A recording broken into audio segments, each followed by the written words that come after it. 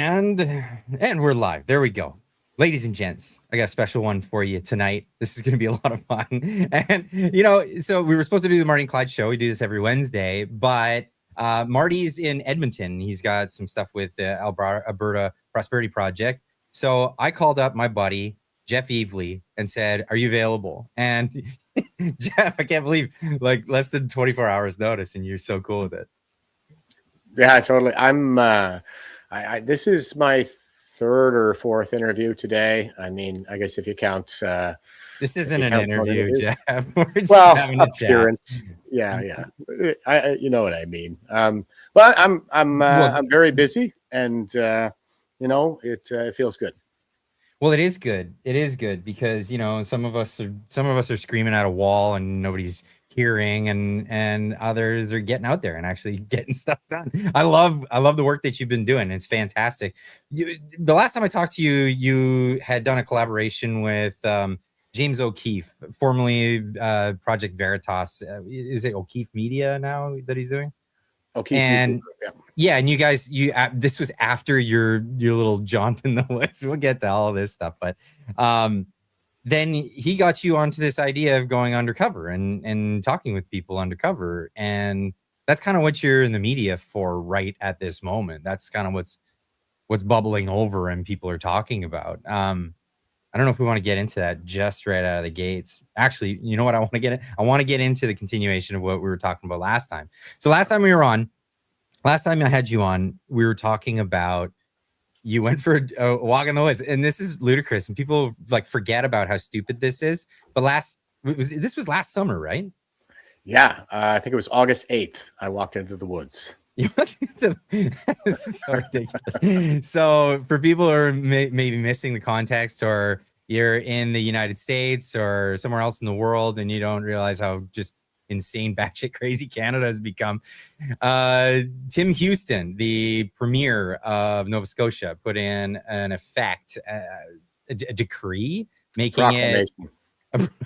Is that the technical term for it? Yes, so, it's a proclamation. Right. So he just basically said no one's allowed to go in the woods because insert bullshit reason right here. Right. So, and it was climate change, forest fires, unprecedented, which isn't unprecedented. None of this is unprecedented.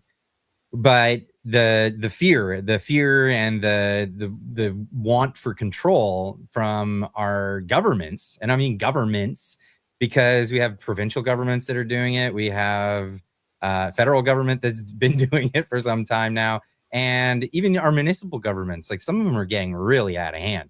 It's really getting ridiculous. And people like you and a good friend of mine, Nadine Ness, really fighting against that side of things as well, getting out there and actually engaging with this, which is difficult because a lot of people just are unaware of what's happening. So this proclamation was put in that you can't go in the woods or you face a huge fine. What was the fine for this?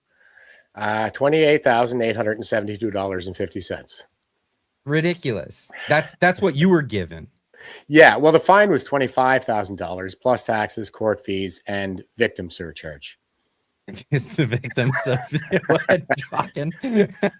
So this is why it's just so crazy to say. And before we go too far, I forgot to mention a little pre-roll that I say when we do the show is if it looks like we're not communicating with the chat right now, that's because we're going to chat for about an hour and then we're going to get to the chat. So if you're in the chat, whether you're on Facebook or YouTube or X or Rumble, just hang in there because we're going to get to that. And we do want to address some of your comments and questions and stuff, but you'll have a lot of questions after this chat. So just hold off on that and we'll get to those as we get into it. So you got your day in court. So the idea that you expressed to me at the time was they had done this before, but you just tried to take them to court and you didn't get the fines. So they rendered what you were fighting moot because it never actually harmed you, even though you were kind of trespassed against by being told you couldn't go into the woods, right? Well, that was my position. I was like, you mean to tell me the Canadian courts are telling me that I can't stand on my rights alone in here? There has to be money involved. But yeah, that is effectively what they said. And it wasn't mootness, although they did argue mootness because by the time we got to court, the ban had been lifted. But ultimately, it was dismissed on standing. And that was what the judge said. I argued public interest standing. He said, you're not a civil liberties organization. I argued private interest standing, and he said you were not harmed. If you had had a business that was reliant on the woods, or had you had gotten a fine, then you would have had standing. And so when they came in with it again last year, I was like, well, I guess I know what I got to do to get this thing in front of a judge. So I called the Department of National Resources. It's about a 10-minute drive from my house. And I talked to a supervisor. I told him exactly what I was going to do. And I said, I'm going to make this really easy for you guys. And I'll come to the office for you. When would be a good time? And he said, well, come on in at 4 because that's when shift changes and all the guys will be here. And I was like, okay. So I made my appointment to go get my $25,000 fine. And I recorded it and all that, just to raise awareness, I guess. I do think that humiliation is the key to victory here. So it was so embarrassing to watch. I mean, I'm not going to pull the video up because, so many people have seen it, but I just watch you walk in and you're like, yeah, okay, I'm going in the woods now. And they're trying to be professional at the same time as I'm sure they saw how ridiculous it was as well. And you literally just walked past a couple of bushes, and that's what the infringement was. So crazy. But then all this time passes and you won. Yeah. And you know what? It wasn't that much time. I guess I thought it was going to be more. And I guess time is kind of going by. I can't tell if it's fast or it's slow, quite frankly. Feels like the convoy was last week and August was 5 years ago. Oh, no kidding, man. I'm with you on that one. Holy cow. I'm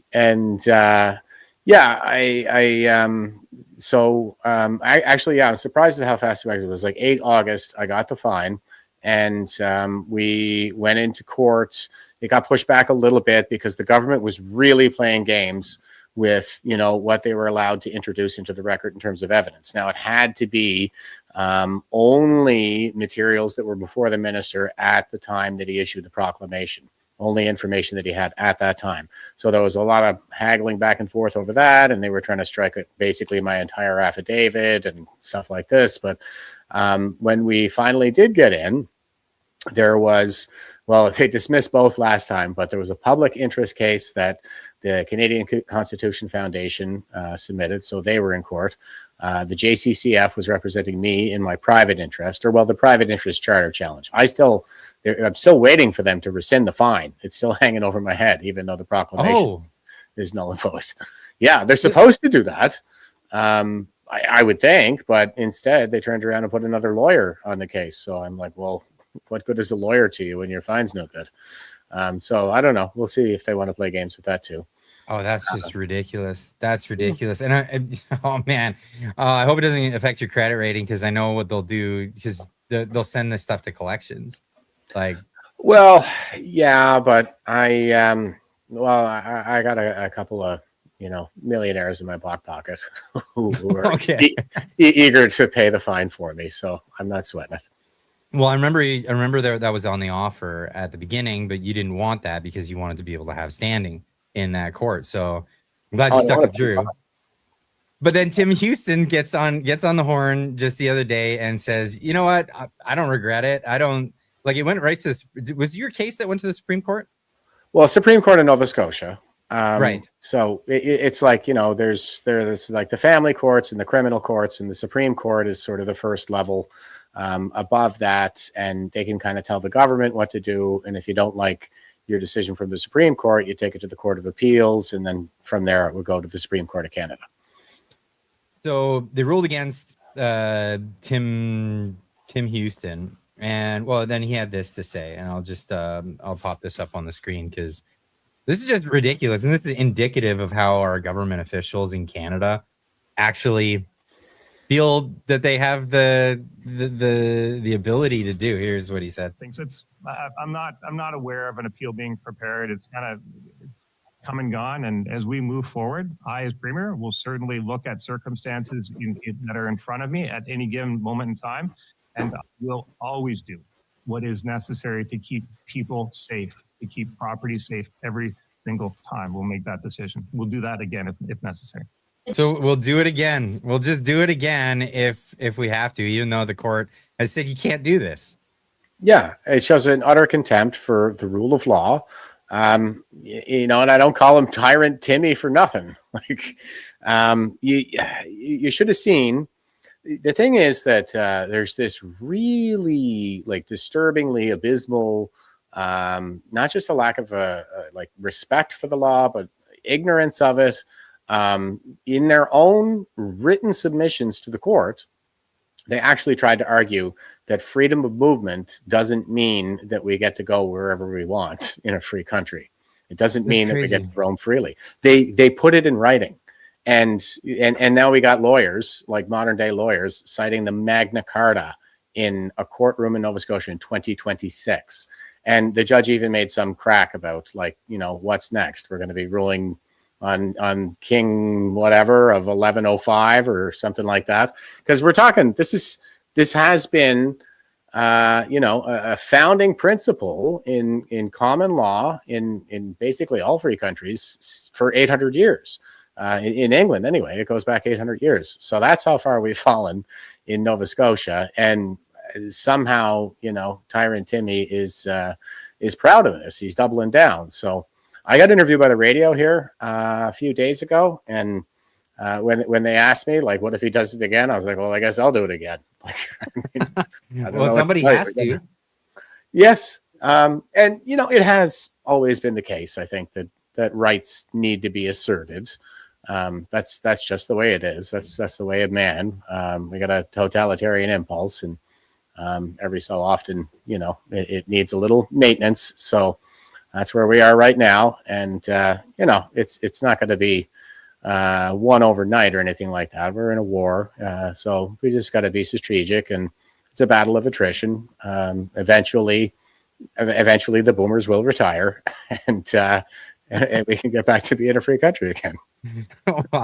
Yeah, this is the thing. This is the thing, though. Like, even Klaus Schwab, you know, when he was discussing his plans for Great Reset in his book, he even talks about testing ground being Canada and Japan, two places that he says that the people are malleable, and they just go with the flow instead of actually being like resisting. And I hate to say it sucks, but Canada is that place. Yeah, pretty conformist, I guess. It's a strange place, Canada. You know, we're North American. We're right next to the freest country in the world. We have so much cultural overlap that, you know, like we don't speak like British English, even though we really struggle to spell like the British for some reason, because we have this anti-American streak in us, I guess. But, yeah, the OUs and all. Yeah, I don't even bother anymore.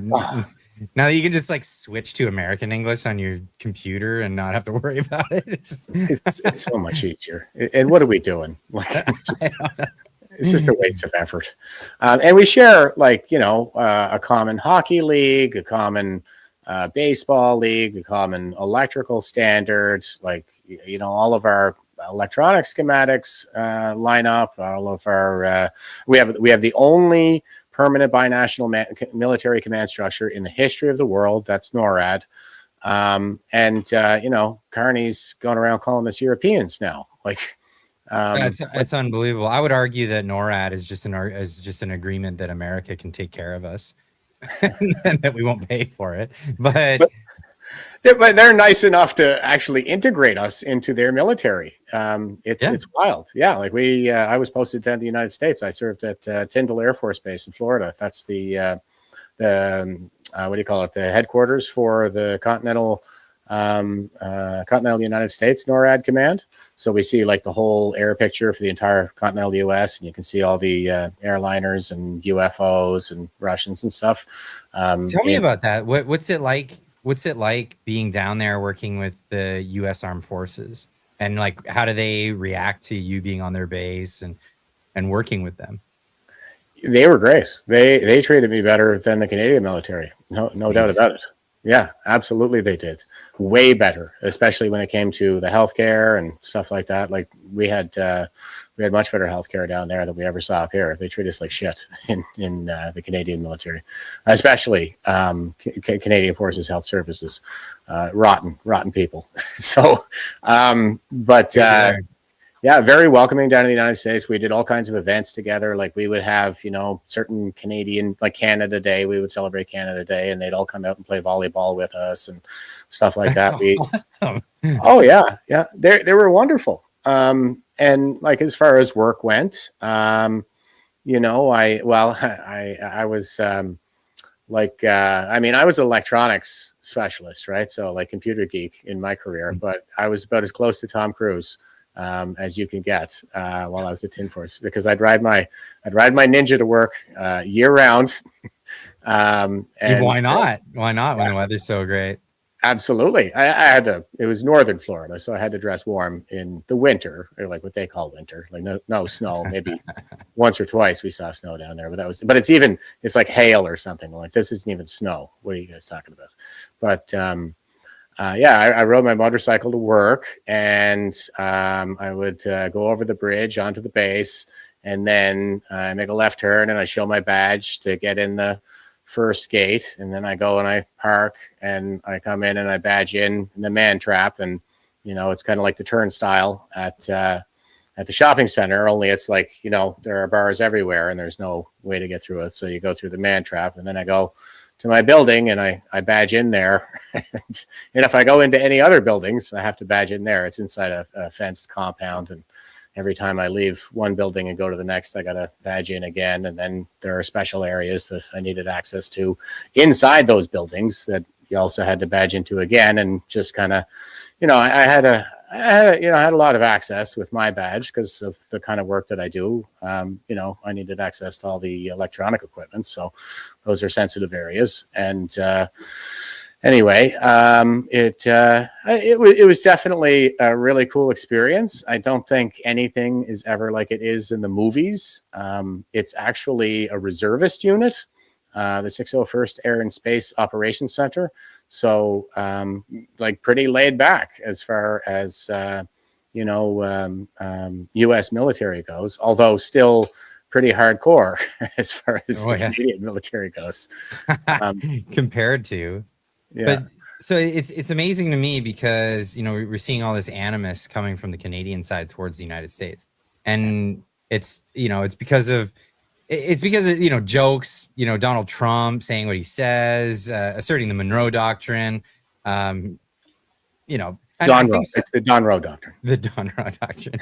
I think, but honestly, I'm on board for a lot of what he's saying, actually. If Canada becomes a beachhead for China, that's awful. Too much influence from Europe in Canada, that's awful.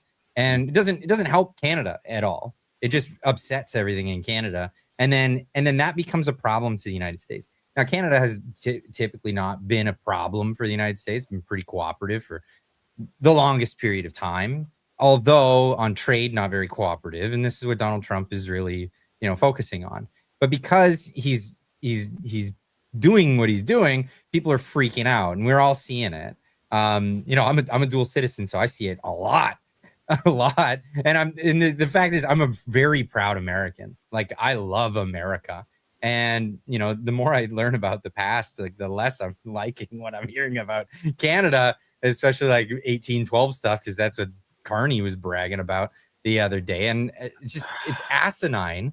It's asinine. But here's what I'm getting to.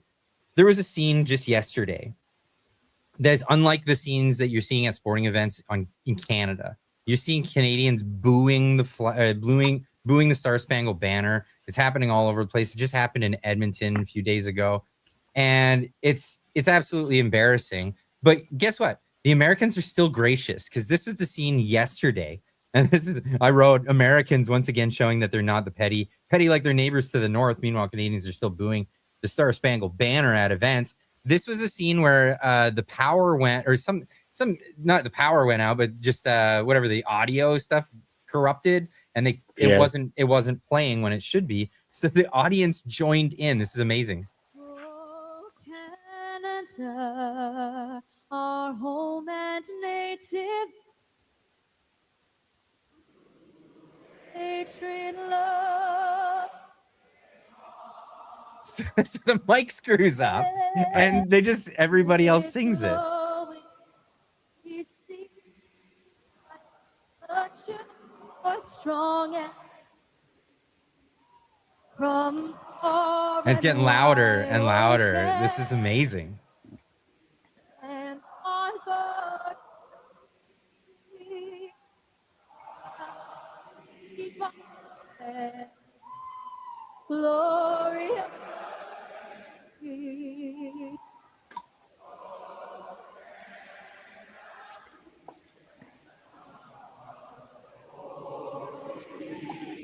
This is just amazing. You know what I mean? Like, it's getting louder and louder. Wow. And then everyone erupts in a giant applause. You know, we get it. You know, audio messes up, and then you gotta deal with it. But when the crowd dealt with it like that, it just shows how much grace Americans have towards Canadians and Canada. And in fact, a lot of people, because I spend time down there, a lot of people are just unaware of the sniveling BS that Canadians are spouting at the moment. A lot of people are just completely unaware of it. And I think, like, that's a better deal for Canada at this point, that they don't realize just how vitriolic Canadians are actually getting towards the United States. There's always been this sort of like underlying animus that dates back. I think it's an Eastern Canadian thing that dates back to 1812 or whatever. And we can get into that if you'd like, but it's just crazy. And then you have your experience of going down there and you're treated like gold as a military serviceman. So, like, I don't get it. If I wore my uniform to the airport, they would bring me to the front of the line when it was time to board. Like, you know, Americans, American veterans, American uniformed soldiers, they get to go to the front of the line. And when they saw me there, they would bring me to the front of the line as well. Respect. It's amazing. Yeah. It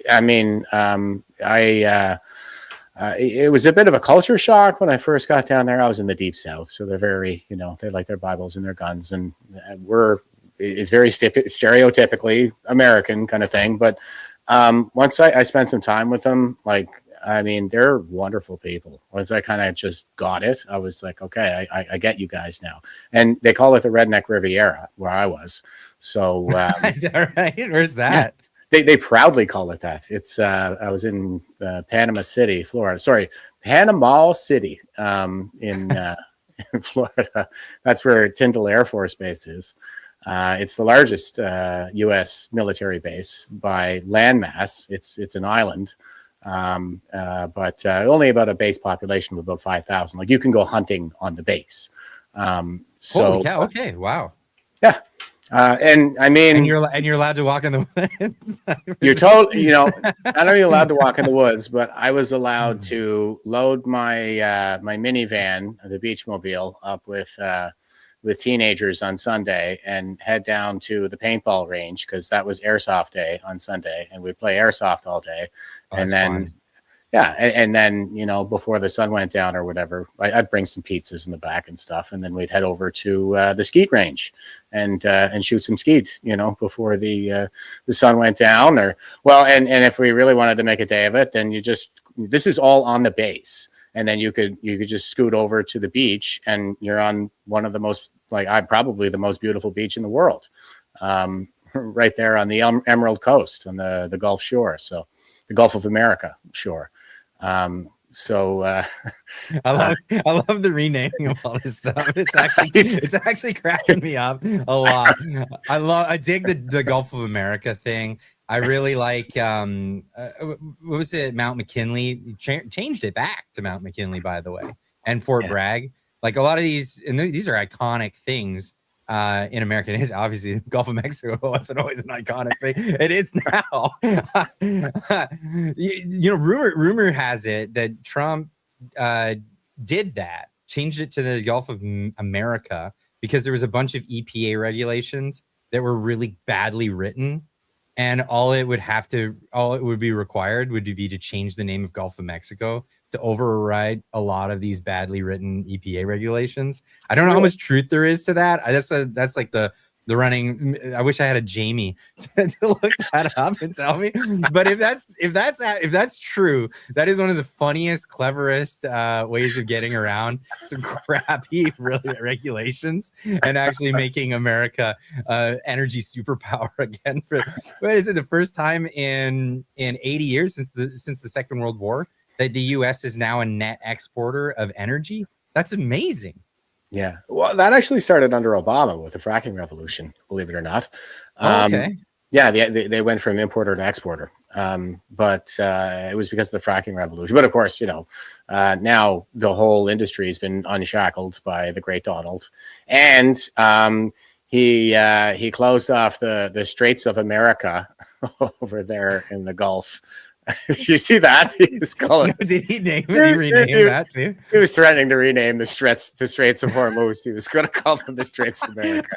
So, or the Strait of America, and yeah, but that was definitely some 5D upside down underwater backgammon that he played there, because everybody that was shipping from the Gulf all of a sudden started swarming the Gulf of America and the Eastern Seaboard, because they all had to come to America to get their oil. So yeah, and that was all the speculation. All the anti-American jihadi sympathizers in the PPC, for example, were all saying that that America was going to go bankrupt on this because of the way that it was going to affect oil markets and blah, blah, blah, and all this. And I was saying they're a net exporter. I don't know what you guys are talking about. They'll be fine. They got strategic oil reserves. Like they'll be fine. I'm worried about us. But Canada doesn't. That's what's ridiculous, is that Canada doesn't even have strategic oil reserves. Like I think there's a strategic maple syrup reserve I heard about. I don't know how true that is, but apparently that's a real thing. Apparently that's real. In Quebec, they have like a reserve of maple syrup in case something happened. Yeah. But we don't have gold reserves. Don't have gold reserves. Don't have oil reserve. Don't have anything. Don't have a pipeline to get things to market. And that's another thing it drives me nuts about Canada. Blaming the United States for the fact that Canada has to sell their oil at a discount rate because they kneecap themselves on energy. Yeah. And we import, we import from Saudi. The only refinery in Canada is here in Atlantic Canada with the Irvings in New Brunswick, and that oil comes from Saudi. I was here in Sydney watching them unload Venezuelan coal a few years ago. I was like, we're sitting on coal right here in Sydney. That's what built Cape Breton, was coal and steel, by the way. And, we shipped our steel plant off to China, and now we import fake steel from China, stamp it made in Canada, and then get hit with tariffs from Donald Trump. So well done, everybody. That's a real issue, actually. And that's one of the issues on trade that are going to be coming up for negotiation coming up in July.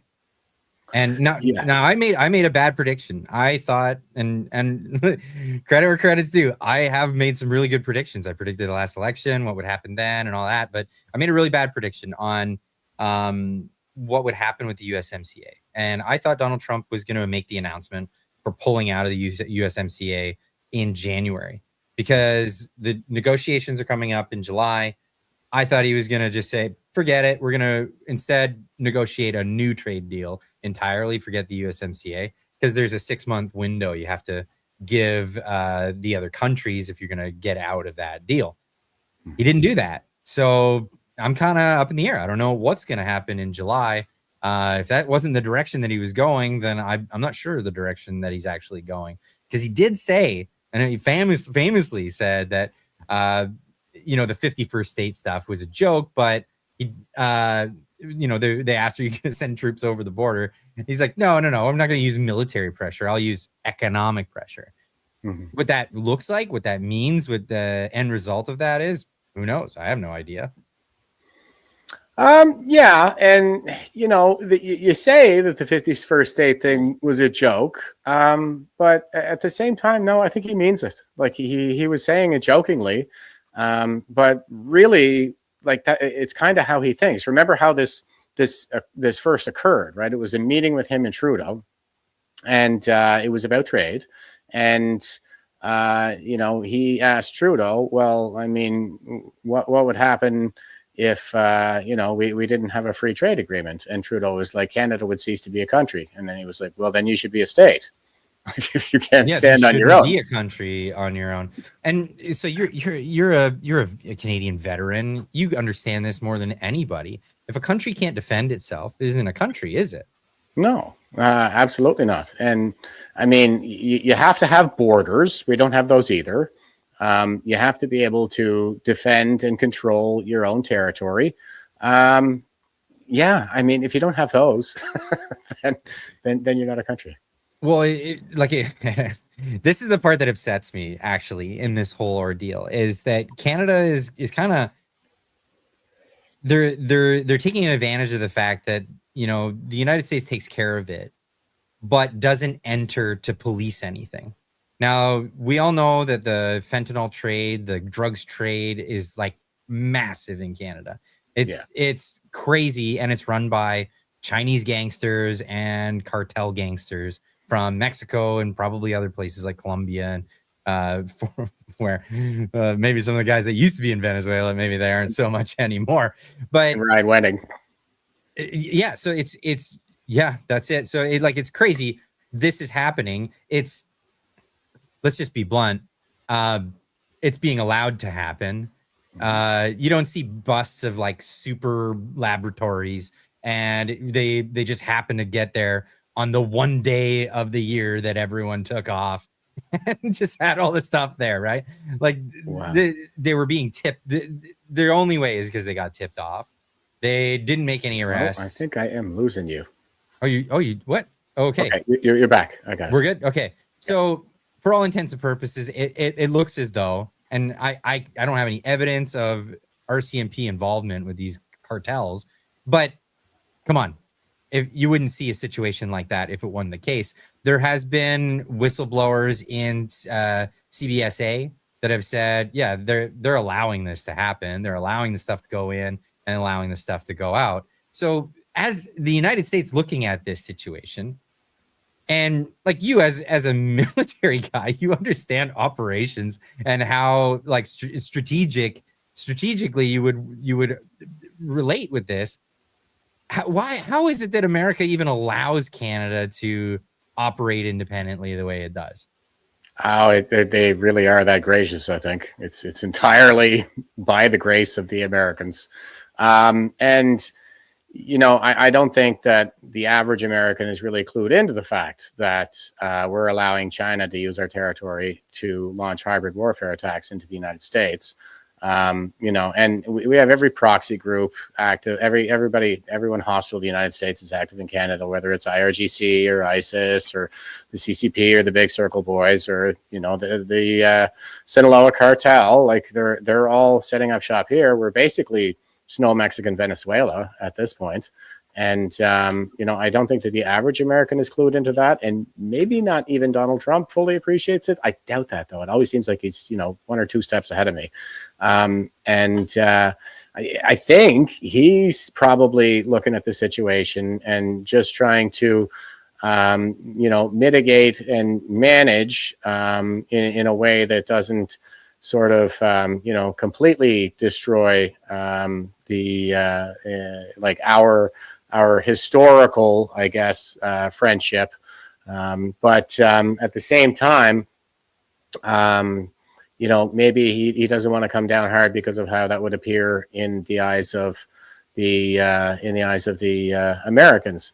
And I think that they appreciate a little better than we do. I mean, I know that they appreciate a little better than we do that, elections come and go. So it's not like, this is a permanent state of affairs. Like we're freaking out at Donald Trump. He's only going to be around for another 3 years. We're going to completely trash our relationship with the Americans, like at hockey games, regular, like hockey fans and those Americans. We're going to completely tarnish that relationship because Donald Trump's going to be in office for the next 3 years.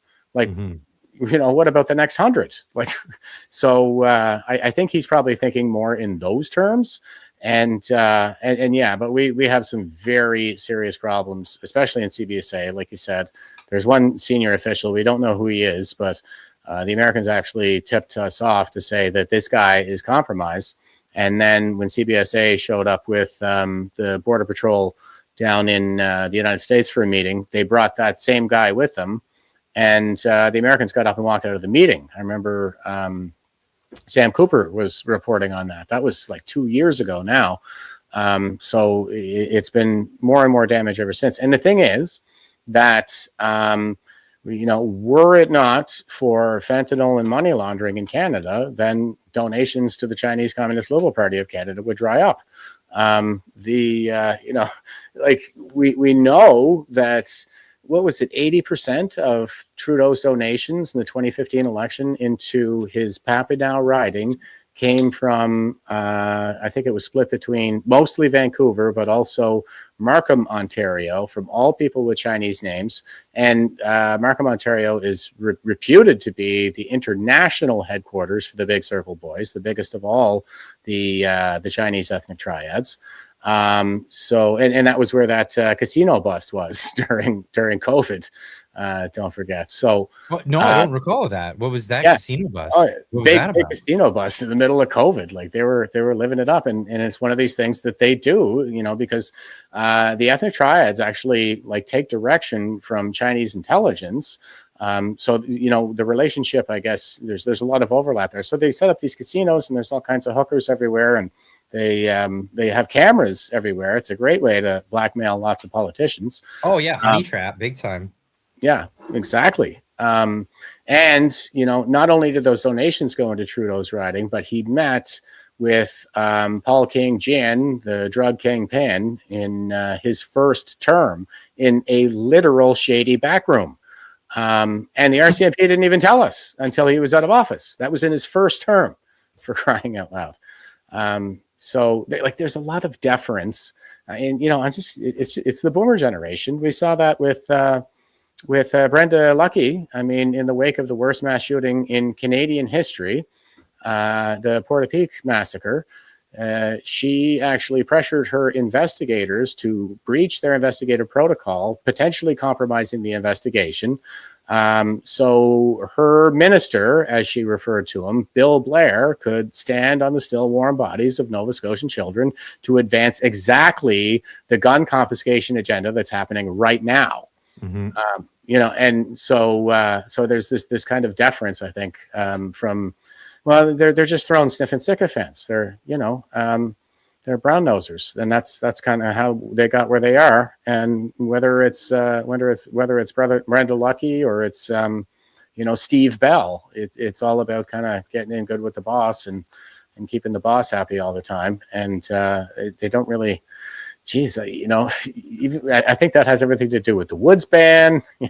This is what's going to be the easiest solution for the boss. He's really going to like this because it's going to make his job easy. I saw it my whole military career.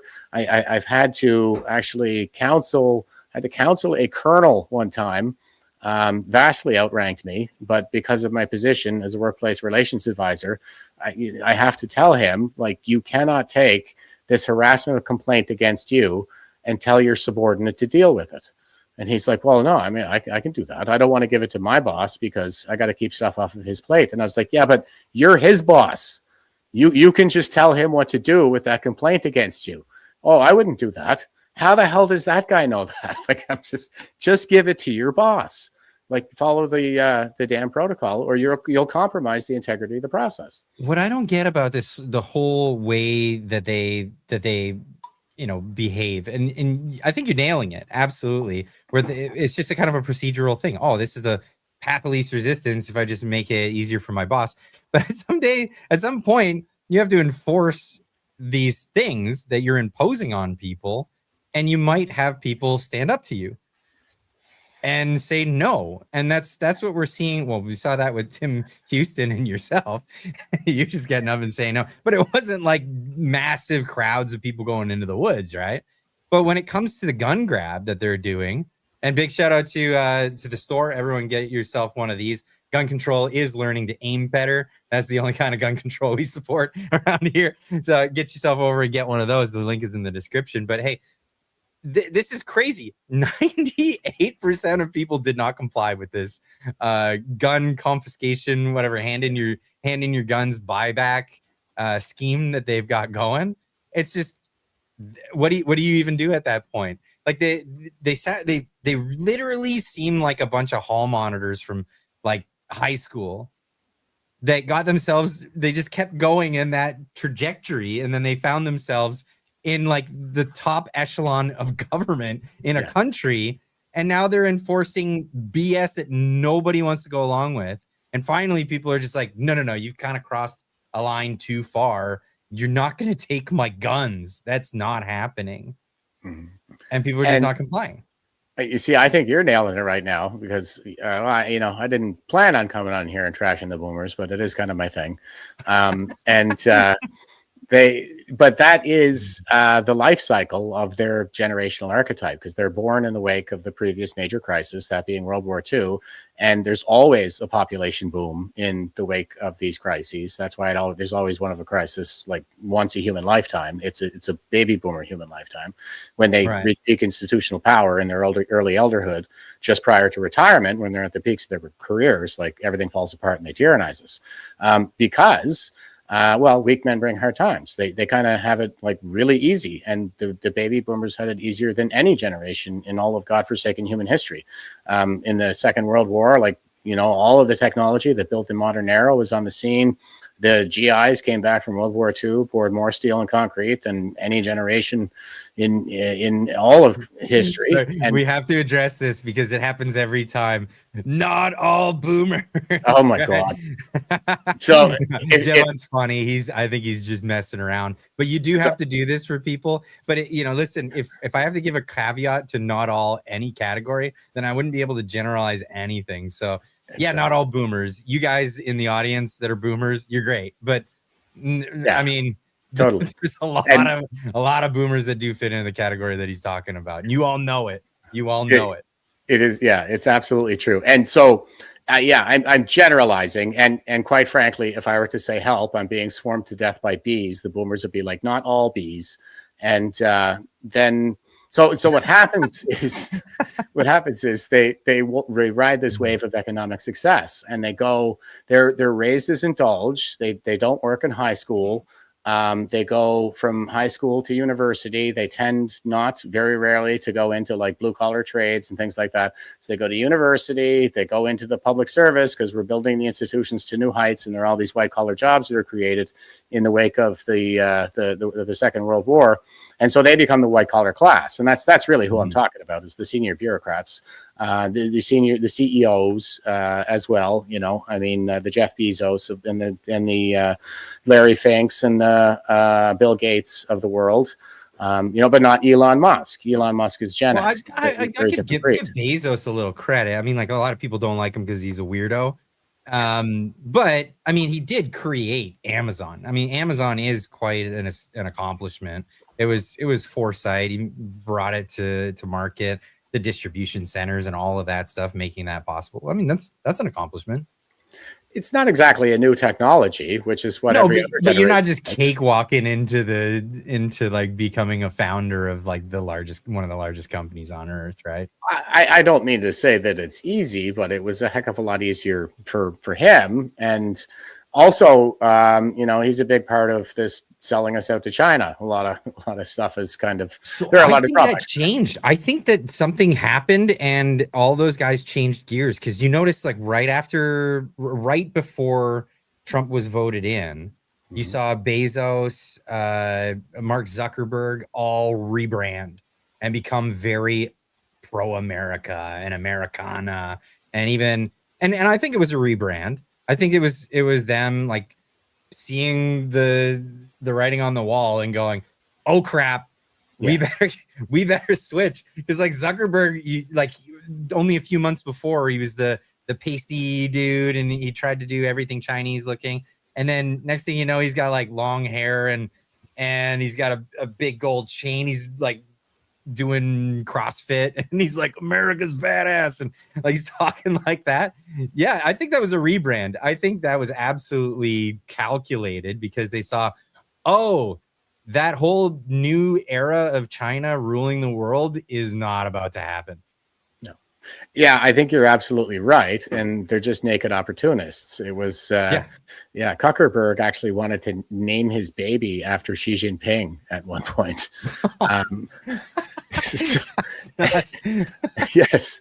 And he like distributed materials at Facebook. Like, I want everybody to kind of have an understanding of how the Chinese operate and all of this kind of stuff. So, yeah, I think you're absolutely right.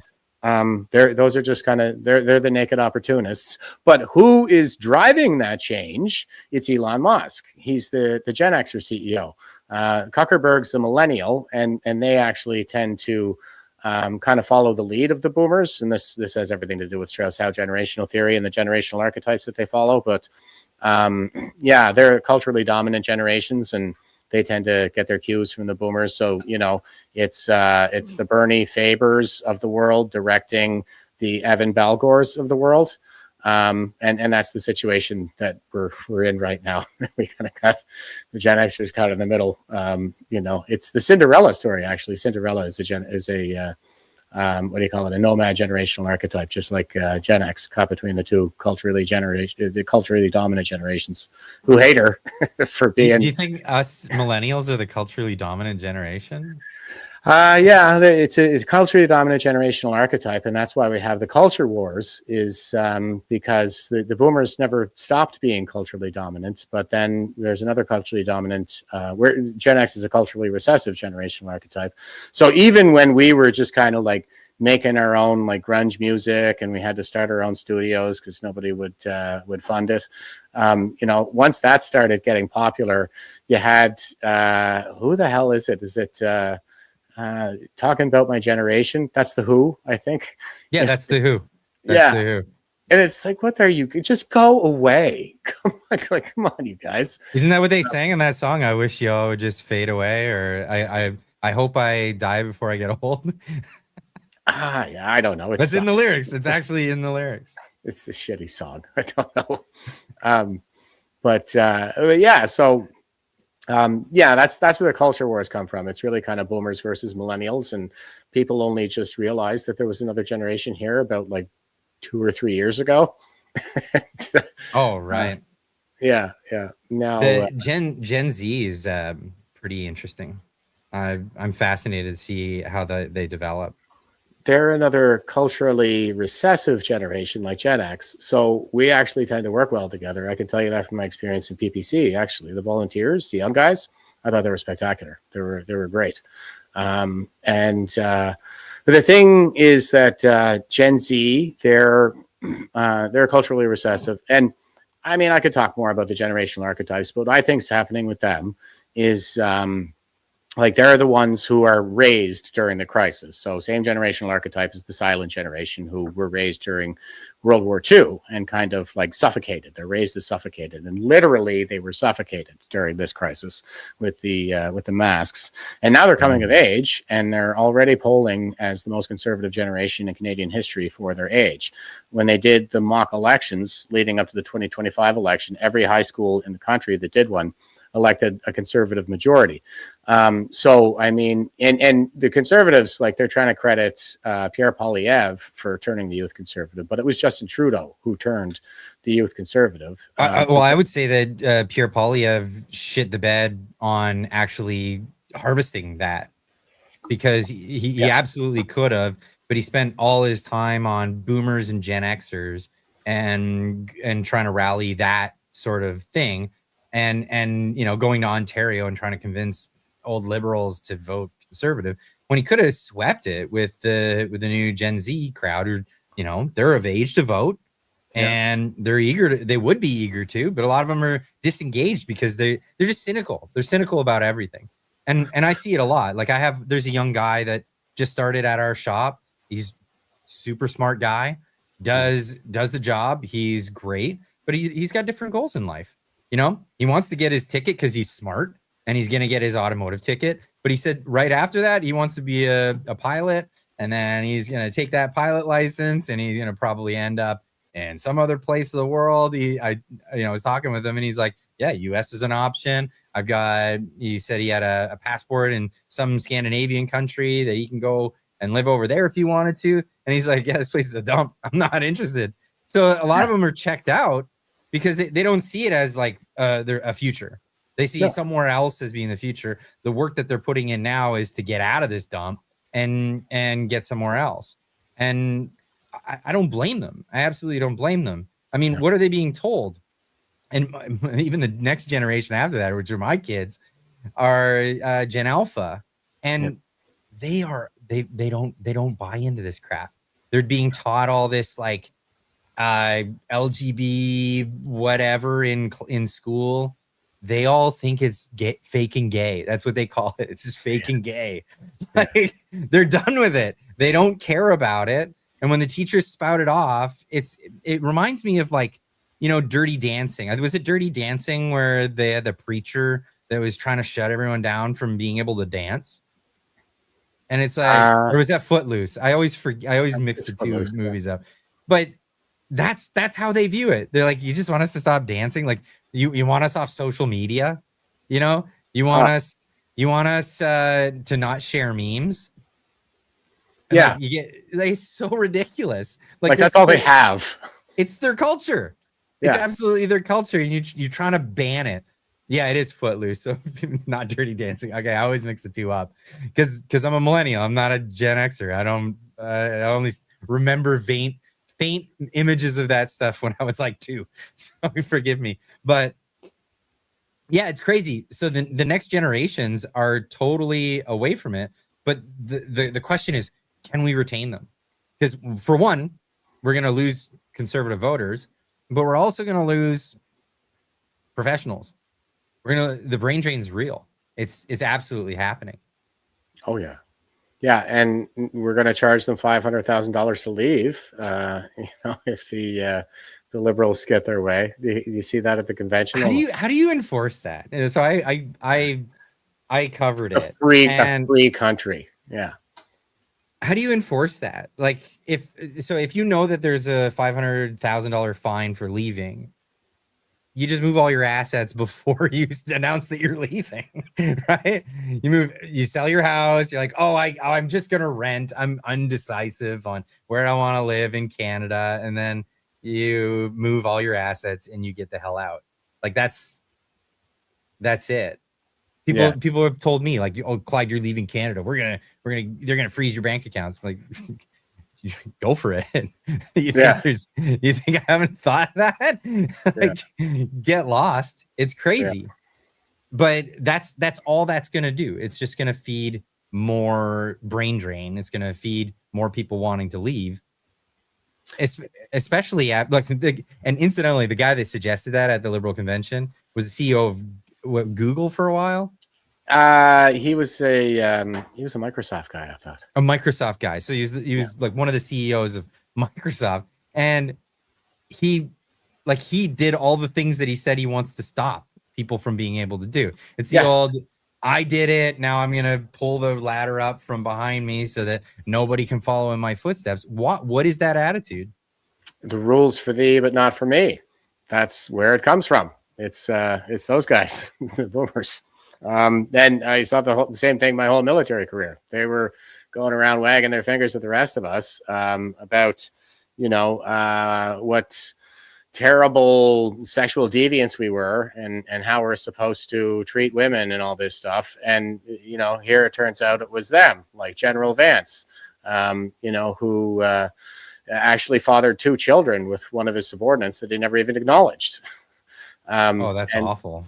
Isn't it? Like that was the kind of stuff that they did their whole career. And that all that stuff really went down before like I ever got in. There was a damn prostitution ring in the North Pole there at CFS Alert.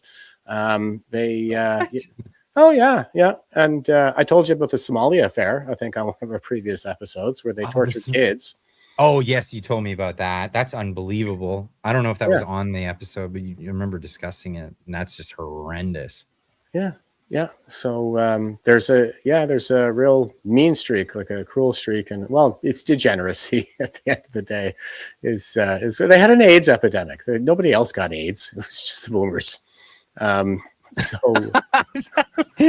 yes, it was. I was at the convoy shouting at the cops, and I was like, I was doing my boomer stick, and I was like, the best part in the whole pandemic was when all the generations who managed to avoid an AIDS epidemic were like, glory holes.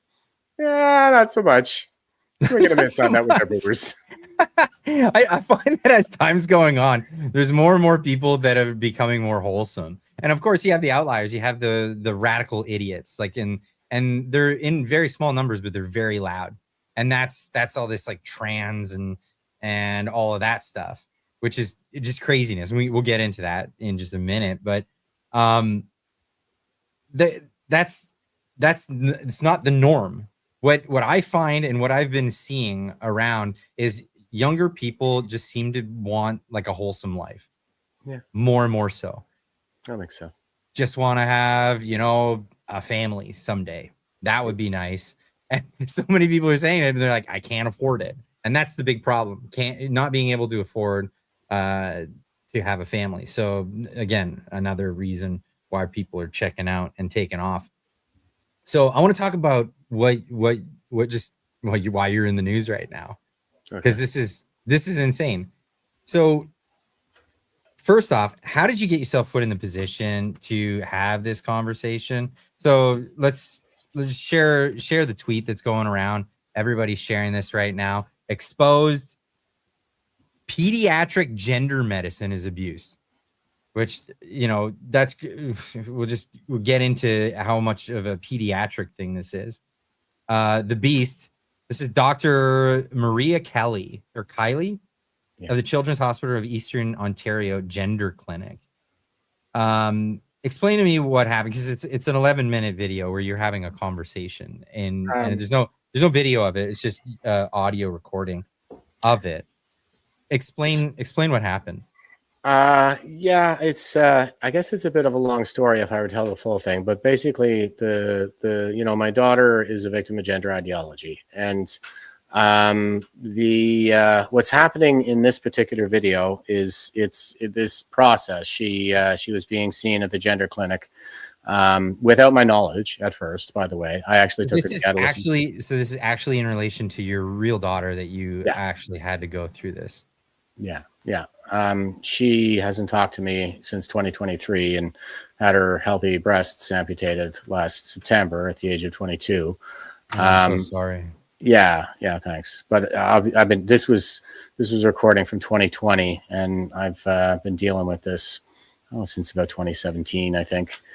So, but what happened? I mean, okay, I'll try to tell the whole story. But what happened was, I had actually taken her to the Children's Hospital of Eastern Ontario in Ottawa, where we were posted at the time, to be seen like for depression. And I thought maybe she had some issues related to her mother and I separation when she was 8. And, she had some bullying that she had to deal with in elementary school and things like that. And so anyway, just kind of, teenager stuff, very self-conscious about her body and her looks. And that's normal though. I mean, like that's not... Yeah, it's not outside the ordinary. I mean, everybody has it, whether they express it or not, like in some capacity, right?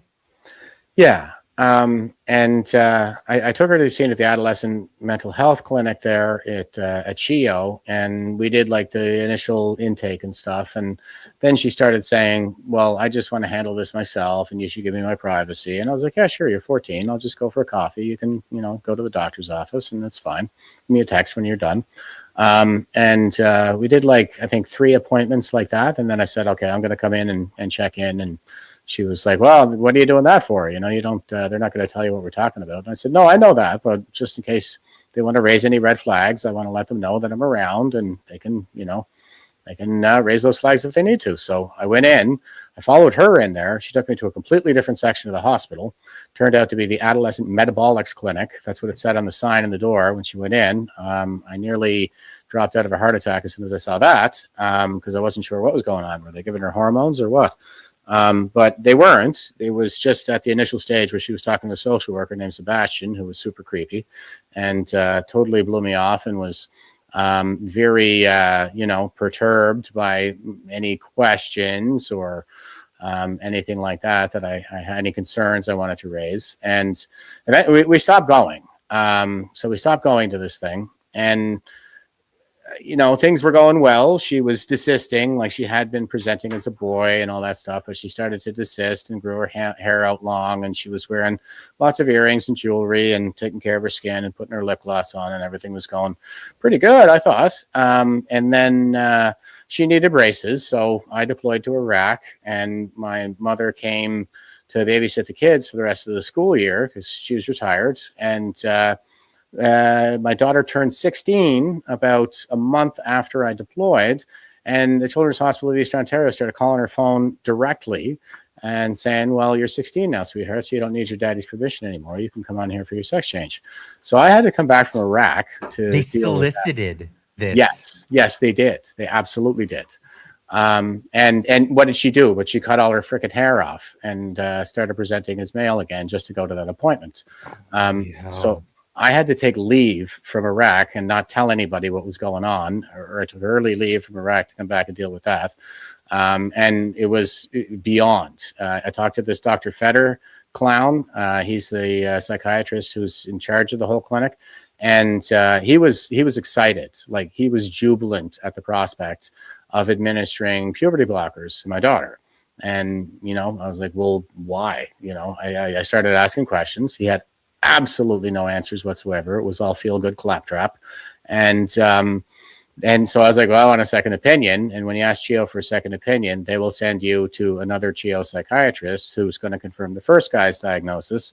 The second guy that I saw was actually pretty nice. He wasn't an absolute, like, just rotten to me like the other ones were. So his recording is up there too. I released it last week, and it's the same thing. He actually said, no, he's like, I really can't be sure. And yeah, you might get muscled into this. I think there's some validity to that, he said. Wow, he actually came out and said that, because like I know from listening to Dr. Jordan Peterson, he's talked about this quite a bit, and he's mentioned the fact that in Canada, it's actually, you could lose your license for not going along with this affirmation care. So if you're called upon to have a second opinion and you disagree with the original affirming care doctor, you could be dragged before like the College of Physicians and lose your license. Like that's how bad it's gotten in Canada. And plus we'll throw anybody who actually changes a trans teenager's mind so that they feel comfortable in their own body. If we cause them to go from trans identified to cis identified, that is a 5-year jail sentence under Bill C4, the conversion therapy bill. Yes. Okay. So this is something I wasn't even aware of until like just after the Conservative Convention. So Bill C5, they were talking about it and trying to lift the ban on conversion therapy. But they weren't trying to lift the ban on conversion therapy. What happened was Bill C5 was to ban conversion therapy, trying to convert people from being gay to straight, right? It's C4, yeah. Oh, it's a C4, yeah. So then what happened was a bunch of ideological people went in and rewrote the bill and included in conversion therapy all of this alphabet soup crap. Like, it's not just talking about, because like a good friend of mine, Jack Decker, you may know him on Twitter. He actually went through conversion therapy when he was younger and was awful because he's just a gay kid, and he grew up to be a gay man, right? He's just a fruity kid, and that's it. Just happens, right? And if you would have done nothing would have changed. But instead, they put him through all this traumatic stuff for his childhood, which was just awful, right? But the leave it alone strategy, when it comes to a lot of this trans trending stuff, if you just leave it alone and ignore it and just let the kids be kids, it most often turns into just nothing. Yeah, a fad or a phase or whatever. So like, it's just, it's astonishing to me that people go through this crap. Yeah. And with C4, it's actually, that's actually kind of part of my story, because that passed in, Well, in December of 2020, it was the vote, I think, and was royally assented in January 2021, if I'm not mistaken. Okay. So Right during the pandemic, where everybody's paying attention to totally different stuff. unanimous vote, too, by the way, unanimously consented. And you mentioned the thing about conversion therapy in gays. Yeah, I mean, I know that's what most people think it's about, but I think this is one of those cases of communists hijacking civil rights and using women and minorities as human shields to advance their totalitarian agenda. Okay. And because when you look, what the real problematic part of Bill C-4 is in the definition of conversion therapy. And there are 6 different criteria that any one of them met, then that constitutes conversion therapy, which is the 5-year jail sentence. Only 2 of those criteria actually pertain to gays and lesbians. The other 4 are about gender ideology. Yes. Yeah. So like I read the bill. I actually read the bill and read the lines that are on there. And yeah, it's just that number 1 is about like trying to convert people from gay to straight. And then the rest of it's all gender ideology crap. And it reads like the Communist Manifesto, man. It's awful. Well, cisgender, that's a Marxist term in my assessment. Cissexual was a term that Volkmar Segush coined, and he was a critical theorist, a sexologist, and did his philosophical studies under Max Horkheimer and Theodor Adorno. So Frankfurt School boys, right? The Frankfurt School critical theorists. And gender got into North America, basically. This is where they went from the Frankfurt School in Germany, right? That's where that is. Yep. And brought it over here. They figured out and this, incidentally, the reason why Marxism, like America, kind of had this like almost natural immunity to it is because it's individualism. It's the culture of America is individualistic. You know, every single person, if you're in bad circumstances financially, you're an incidentally embarrassed millionaire potentially, right? You can make it. Everybody can make it, and they don't see themselves in this class struggle like the Europeans had or the Chinese or anything like that. And this is how they got it. They got in through cultural means, inventing cultural Marxism and all of that. And man, has it been a boondoggle, and we're all dealing with it now. Yeah, 1,000%. But with C4, so that was all kind of coming into force or being debated, I should say, while I was dealing with this. And when I came back from Iraq, and we kept going to these appointments because I knew things like, CPS would get involved if I didn't. I just tried to manage it. And how do you manage the situation? But I went to these appointments and I started recording them. And I started, just asking a lot of questions, applying the Socratic method and trying to pick things apart a little bit to make them think twice. And to tell my daughter, like I told her, I came out of one of those appointments and I straight up told her, like, this is a cult. There's no doubt in my mind. Anyway, this continued to escalate. I went through this Fetter clown who gave me the feel-good claptrap stuff. He told me on one of those recordings, he was like, I don't have any evidence. I don't have any more evidence today than I did the last time you were in here. I grant you that, but this is happening. He's like, this is happening. So the one that you're about to listen to is the next stage after Fetter. That's the endocrinologist. So you go from the social worker to the psychiatrist to the endocrinologist. Okay. And she is an absolute witch. I mean, absolutely demonic, sadistic. Like she's getting off on what she's doing, knowing that there's nothing I can do about it. And around that time, so the last appointment I had with her was actually Valentine's Day in 2021. So that would have been right after C4 passed. And while this was happening in January of 2020, so this would have been just a few months after I returned from Iraq, because I deployed, let me see, I deployed 2019. Yeah, okay, so I deployed, came back June 2019. Then January 2020, I had a half-hour conversation on the phone with Pierre Polyev, told him all about everything that was happening and how they started calling her phone directly while I was in Iraq. And and how I made recordings of these meetings. And, you know, I asked him if he'd read a statement on the floor of the House of Commons. I asked him to vote no on conversion therapy, which was Bill C6 at that time. It went from C8 to C6 to C4, but I was engaged when it was C8. My original email to his office said C8. And by the time we had the conversation, it was C6. And by the time it was royally assented, it was C4. So I told him all about it. I offered to let him listen to the recordings, asked him to vote against it, read a statement from me from the floor of the House Commons. He said no, no, no, no, and no. And then he went and voted for the conversion therapy bill 2 more times. Then that was my MP. So then what you're about to listen to are these appointments that take place in January, February of 2020. This is the endocrinologist, and there's a reason I call her the Beast, because she's marked with the color of her master. That is, her name is Maria Keeley, Ginger, soulless. That's the meme. Do you want me to play it, or at least play a portion of go it? for it. And the first interaction is, I mean, it's all very galling, but if you hear the second appointment, because there's 2 appointments in this recording, and the second one's only about 3 minutes long. Well, I'll pull it up on the screen so you can tell me which one, because there was the first one here, the B, or you mentioned it. The Beast. It's my pinned tweet. My pinned tweet there. That's the one. Yeah, but that's the one. It's 2 appointments in the same video. You were saying it's 11 minutes long. If you want, you can probably skip to about 8 or 9 minutes there, and that's the last appointment I have with them.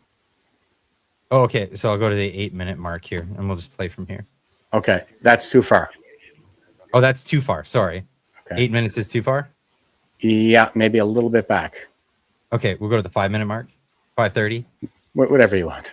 Okay. This is the first appointment. That's going to tell you that you're transgender. I didn't know it exists. By talking to our patients and being supportive of them. Right, yes, but people make all kinds of claims like this, especially mentally ill people. You know, there are entire societies out there that are dedicated to the support of alien abductees, but that doesn't mean that we accept that alien abduction is an actual thing. It's an actual phenomenon. The main thing I think that we have to think about is nothing that we do or say is going to change how we feel. How do you know that? There's nothing that because I know that. He's going to feel how he feels. He's going to feel how he feels. Right. But when people feel a certain way or think a certain way that doesn't conform with reality as we understand it through science and through what can be confirmed, whenever that perception discords with that reality, in every other case, what we do is we offer them therapy. We offer them maybe some medication, something like that.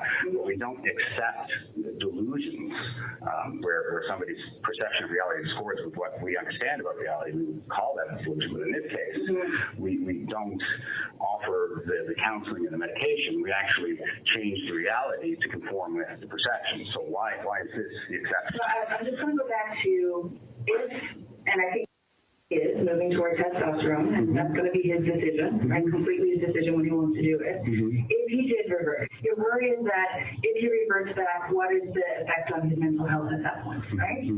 So, but what will be the effect? Because you're going to be there to support him if that happens. Our main thing is that we want to support him and be there for him and be accepting of him. Well, my main thing is that I want to prevent harm from coming from my child. Great point. What does harm by not doing anything, right? Well, I don't know that is. In every other medical circumstance, it's not the case that the medical intervention is necessarily considered to be the less harmful approach, because there's a risk-benefit analysis there that just doesn't support that course of action. You're pursuing a course of action that has an inherent risk associated with it. But, okay, well, how did you determine this? Well, I mean, I haven't seen that, but I'd be happy to look at what other studies you might have.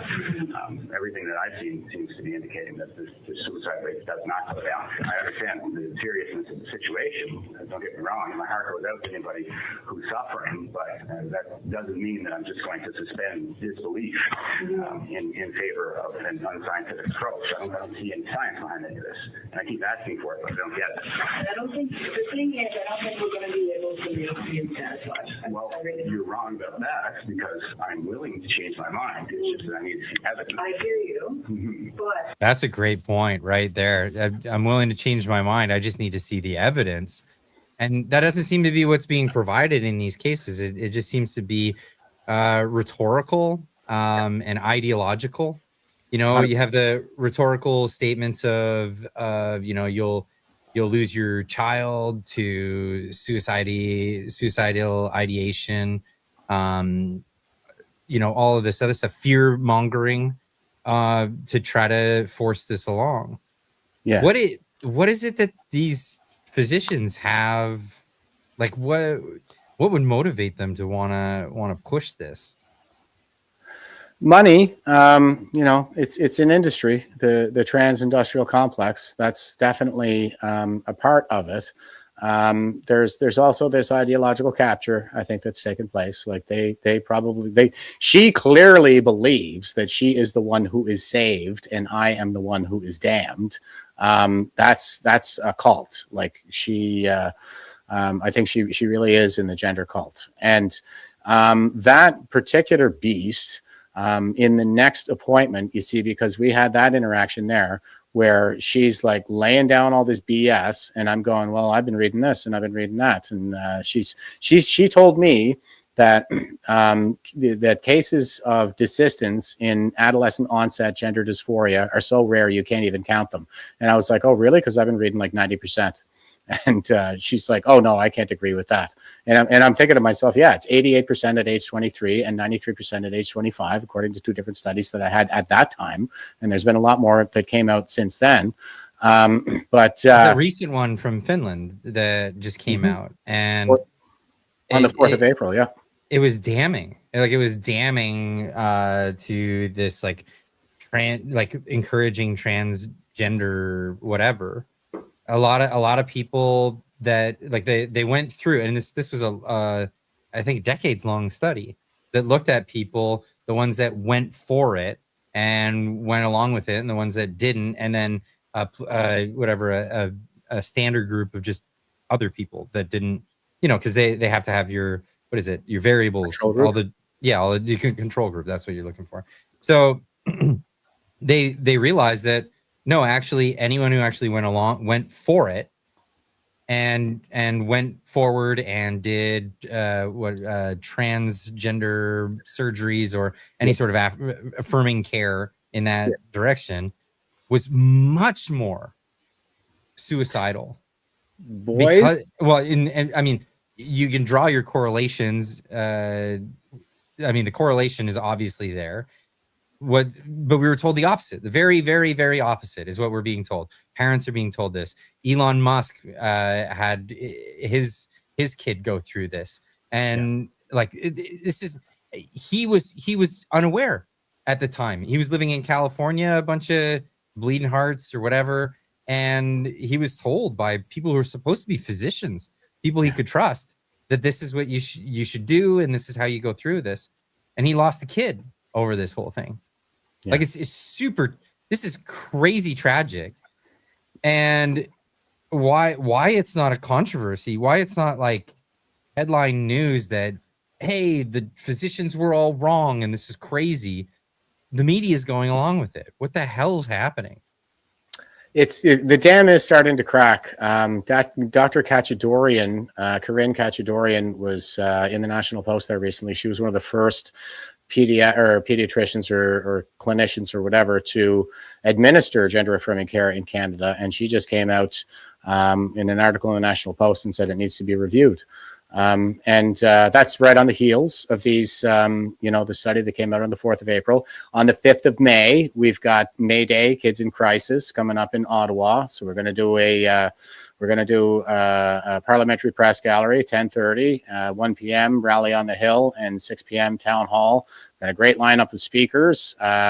Scott Nugent, the trans man of What is a Woman fame, is our keynote speaker. Mia Hughes, Dr. Ann Gillies, Barry Neufeld, Kelly Lynn Puri, Faith Grolou, Chris Fleury, and yours truly. So it's a panel of experts and those with lived experience of the harms of gender ideology. We're going to go kick in the doors of the Parliament and shake things up. And the reason that it's so hard to do in Canada is because of the unanimous vote on Bill C4, because all the people who voted for that are now running our political parties. They're all the senior parliamentarians in every one of those parties. Pierre Poilievre is the leader of the opposition. He voted for it. Aaron O'Toole is the guy who whipped the vote on Bill C4. Carney did it to his own kid. All of his cabinet would have voted for it. And so none of the rank and file can even talk about this without losing their party status, because didn't Carney's kid go to one of the clinics that ended up shutting down and became actually kind of a blight on the medical profession?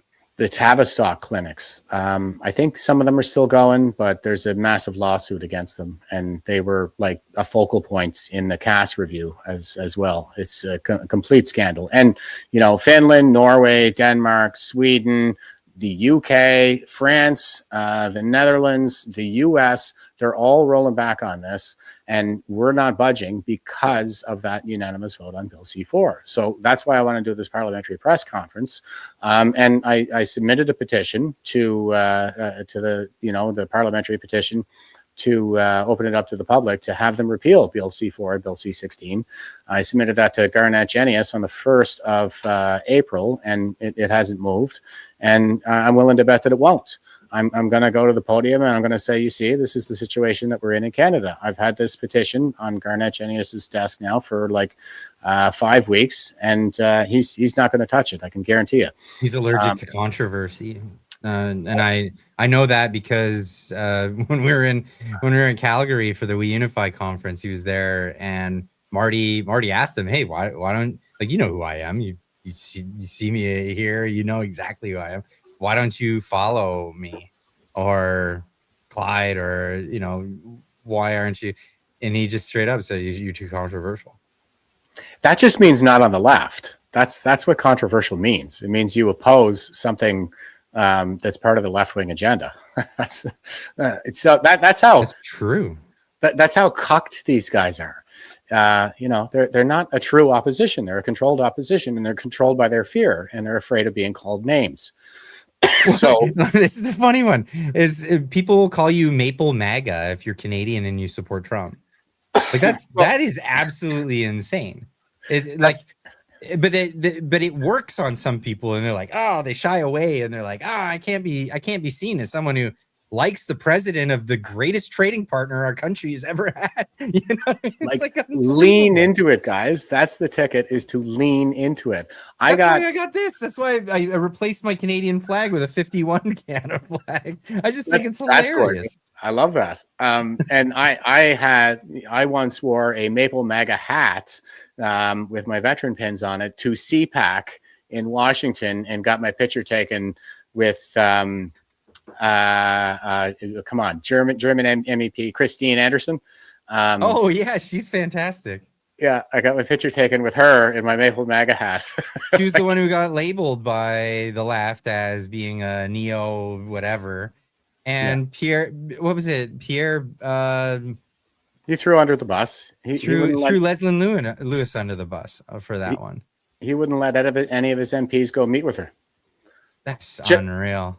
I co-organized the 1 Million March for Children nationally, and on the day that we were marching, Globalist News published an article that said that that their sources told them Poilievre told his MPs not to comment on the 1 Million March for Children protest.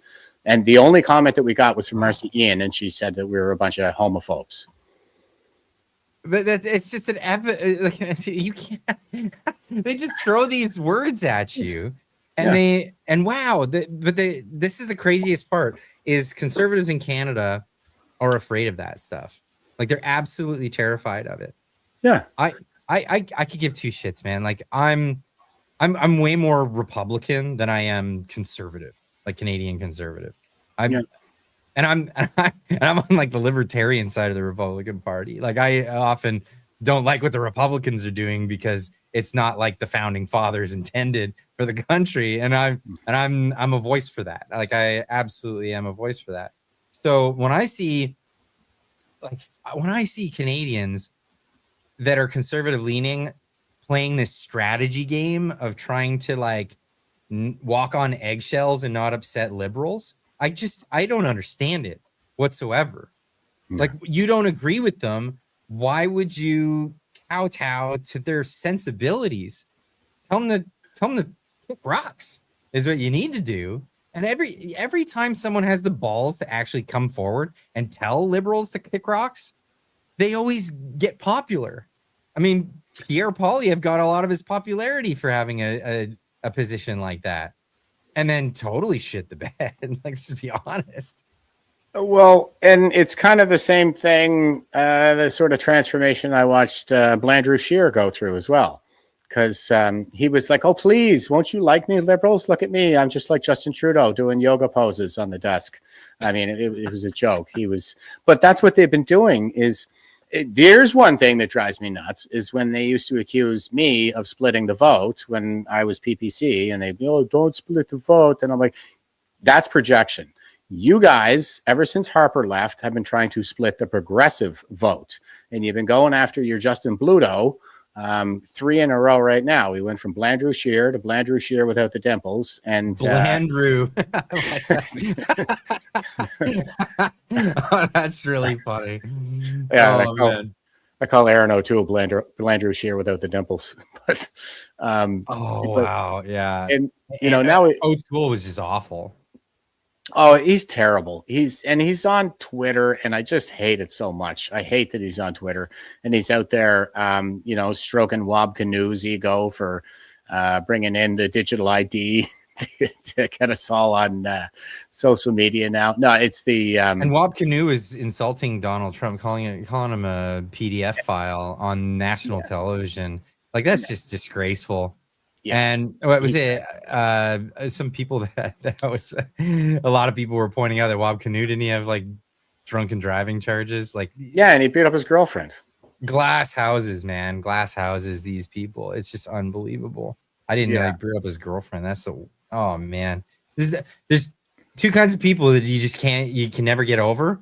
That's people who abuse women, like men who abuse women, and people who kick dogs. Like when you've done that, like, there's no going back. There's no going back. You've crossed that line. Done. And of course, obviously the PDF files, but like that word has been thrown around so much these days. I mean, it's just ludicrous. But yeah, actually having domestic violence charges, that's just insane. Absolutely insane. Yeah.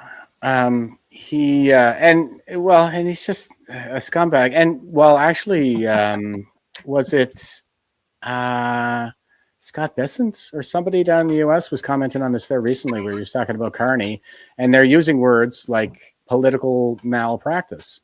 I can't remember who it was, but he's saying, Carney, like he said, the grown-ups are not in charge in Canada. Like we restructured our tariff regime. That's internal. That was I just had Howard Lutnick.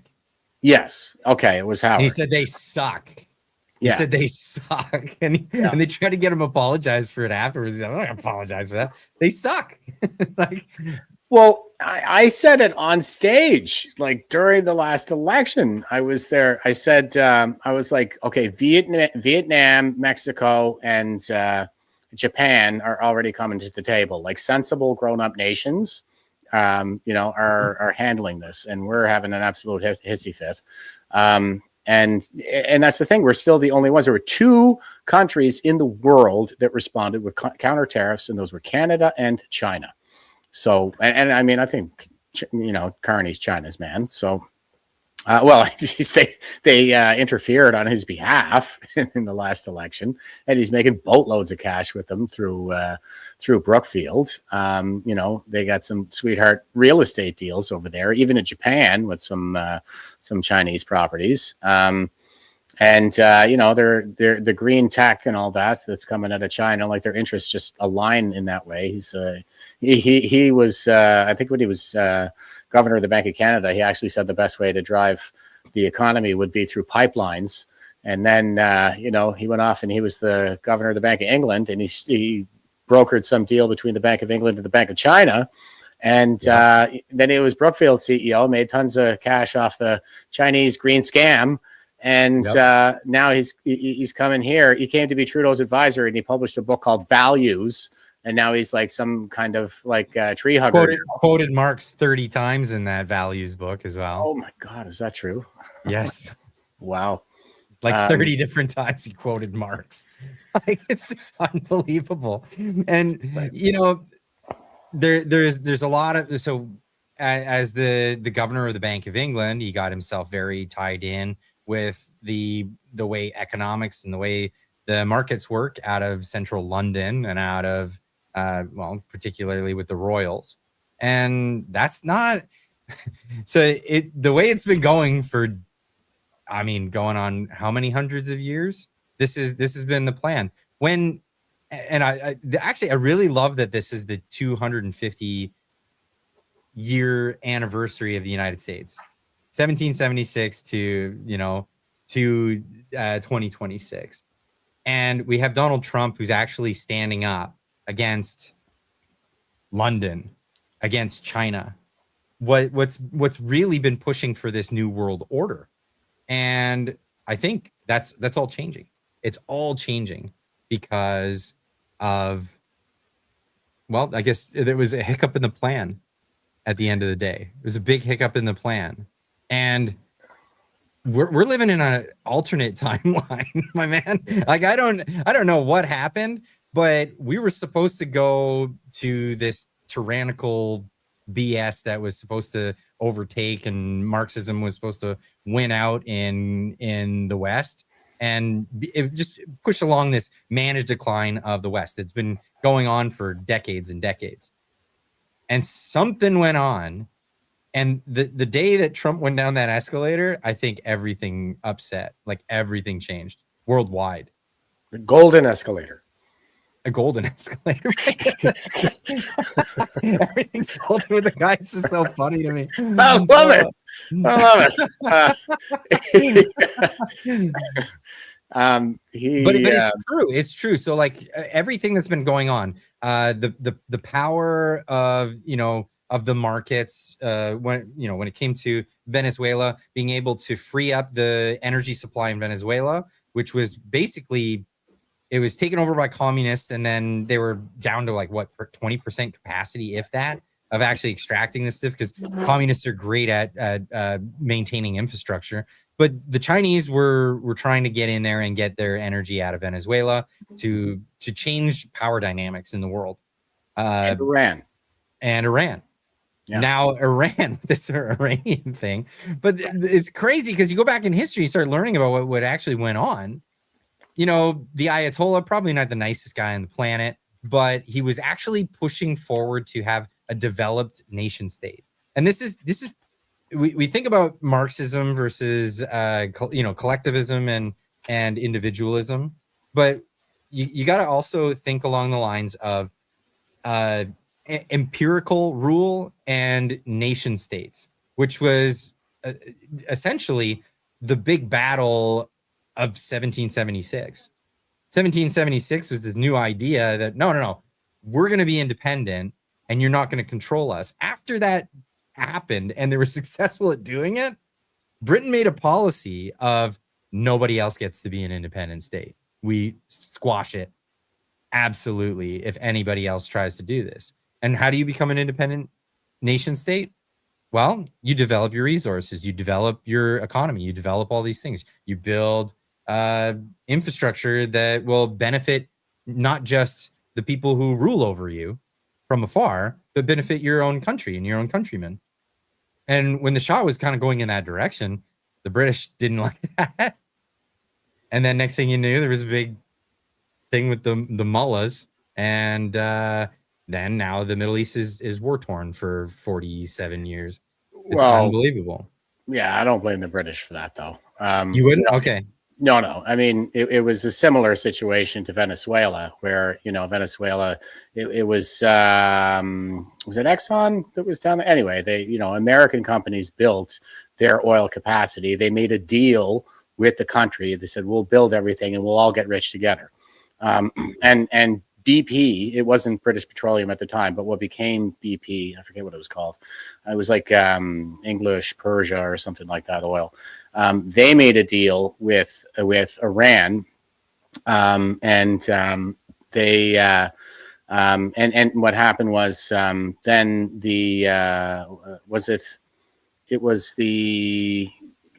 I forget who the guy was now, but anyway, the socialists came into power and they nationalized Anglo-Persian Oil Company. There you go, Anglo-Persian. Yeah.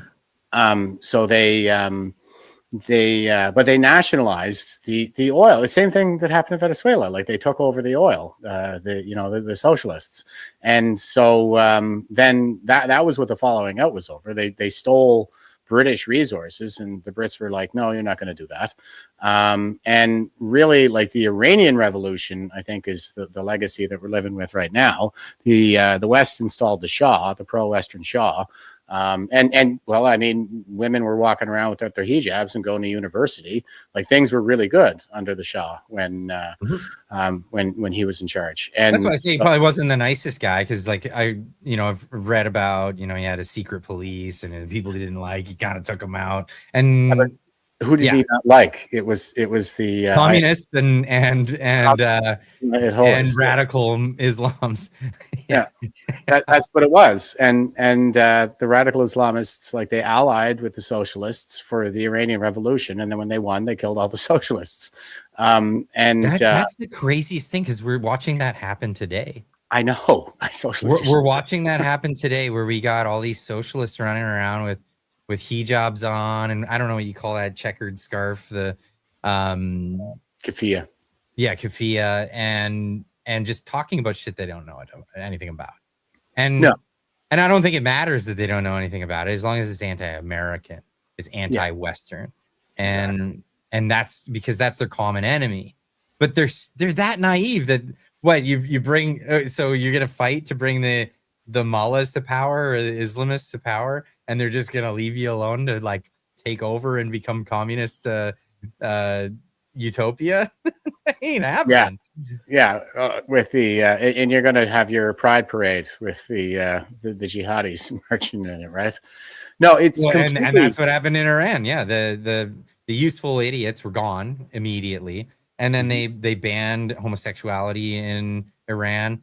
At one point, I saw some of the useful idiots in North America saying, well, look at Iran. They're so pro-trans. And like, people actually said this. And it's like, yeah, okay. Because they have a rule that if you're found out to be gay, you have one choice. Become a woman or die. Yeah. Like they literally have that choice. And it was by law. It's absolutely insane. And so, yeah.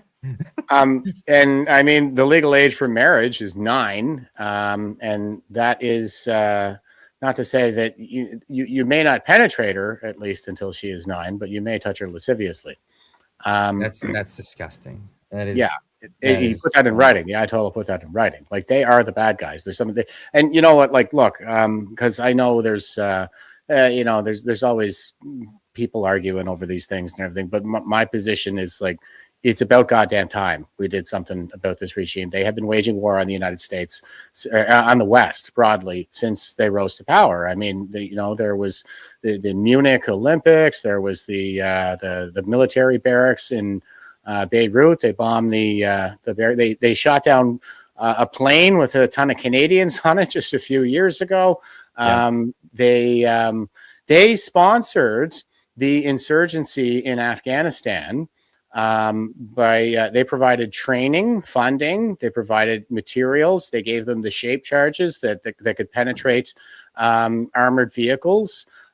They gave them safe haven on the Iranian side of the border, provided them with intelligence on our troops' movements, hosted the Taliban in Tehran. And they did the same damn thing in Iraq. Like in Iraq, it was a very short war. It was like 42 days or something, and the Iraqi military was coming out with their hands up. But then there was the Shia insurgency. It was sponsored by Iran. So they've been killing our guys for decades. Our Canadians, 60% of combat fatalities, of hostile action deaths in Afghanistan were because of the IED threat. And who did that? That was the Iranians. That's right. And they're active in Venezuela, and the IRGC, like they were in Venezuela, and they're active here. They're taking over our streets. They're for proxies like Hamas, which we fund through UNRWA, by the way. We give $0 to Israel for all the crackpots out there, but we do fund Hamas through UNRWA. There is a lot of crackpots. I get a lot of them in the comments. And it's like, you know what? Israel is our ally in the region.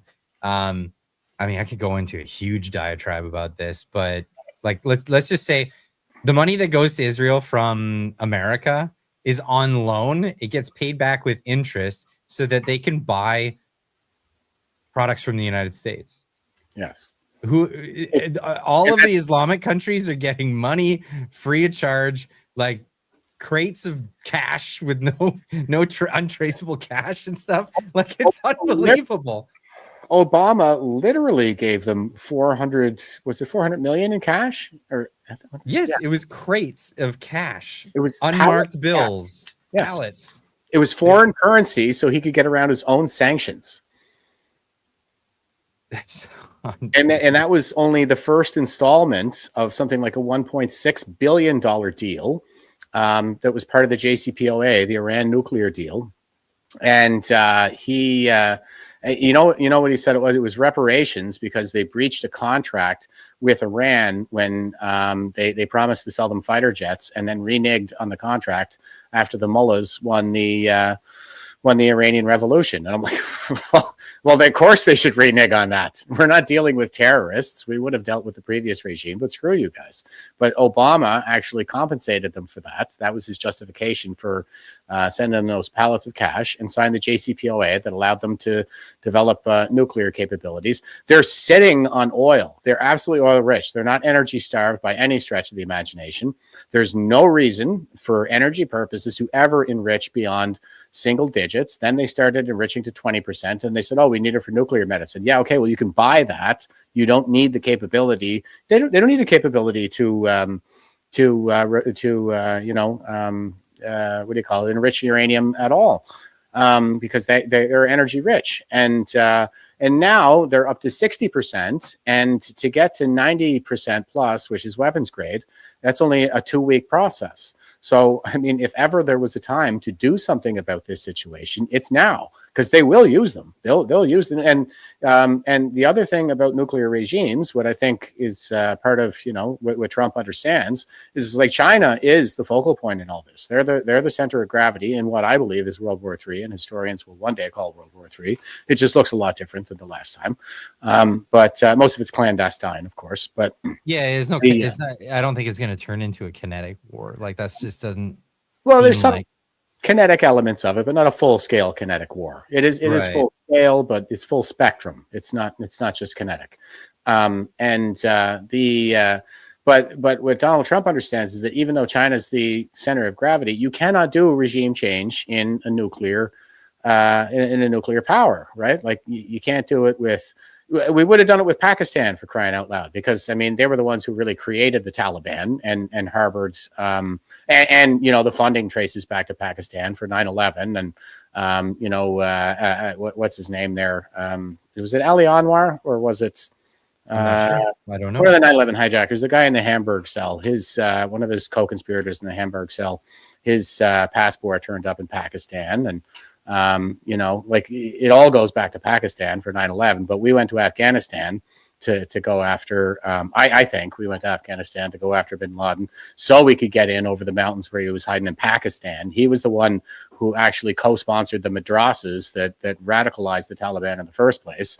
But you can't do regime change in a nuclear power. So what are they doing? I mean, they're just cutting off all the tentacles and starving the head right now. They're going after the oil. So and China is energy starved. They are absolutely an importer. They're desperate for energy, and they're on. That's why I don't see China as this big threat that so many people see it as. Like I think China has its own problems. China has a serious demographic collapse issue that's going to be happening in very short order, and they know it, and they're terrified of it. They've had this false economy that they've propped up through real estate scams and all this stuff. It went just bonkers. They don't know how to really control an economy because, you know, when you have central authority and you have government manipulation of economies, you end up with the giant bike piles. Have you seen those giant bike piles they have in China? Yeah, that's crazy. You know how it came to be? They made like a scheme that if companies would build these bikes, they get paid for the bikes, and then they would. It was like a communistic like ride share. Just put the bikes around everywhere, and people would just use bikes. So like because they're super industrious. Let's be honest, they're very industrious people. They're really hot for scams too. Like if it's a sure win, just go for it. So they were just making bikes like hotcakes because of this initiative. And people were like, get these bikes out of here. You couldn't walk down the street because the bikes were just everywhere. So they end up in these giant landfills. They discontinued the program. And now they just got bikes forever, right? It's freaking, but that's how central authority and poor economics works. And China's just rampant with this stuff. They can't function without a proper market economy to feed. If they were to be the sole superpower of the world and America were to collapse, who do they sell their products to? To themselves and make more bike piles? Like they wouldn't know without liberalizing, and I mean this in a classical sense, their own economy and allowing it to be a market economy where people are free to do what they want, how they want, and buy what they want. They'll never, ever achieve that. And the government is too, what would you say, too authoritarian to ever let the power go. And so they can't live without a functioning United States vibrant economy. It couldn't function without it. So they're going for it, the future. They're going for it for sure, but they're not going to succeed is what I'm getting at. I don't think they will either. And, you know, even under the Biden admin, I might have said that the outlook is pretty bleak. But I think that Trump sees it. He sees everything they're doing. And he knows that they're a paper tiger. Well, I mean, don't underestimate them. Don't ever underestimate them. No, and that's why I say I want people to know that they're super industrious people. They will pull things off if they, you know, whatever circumstance. And they have like a culture, you know, dating back to the 5th century BC of the art of war. That's like some of their foundational philosophy, and that got an upgrade in the 90s with unrestricted warfare.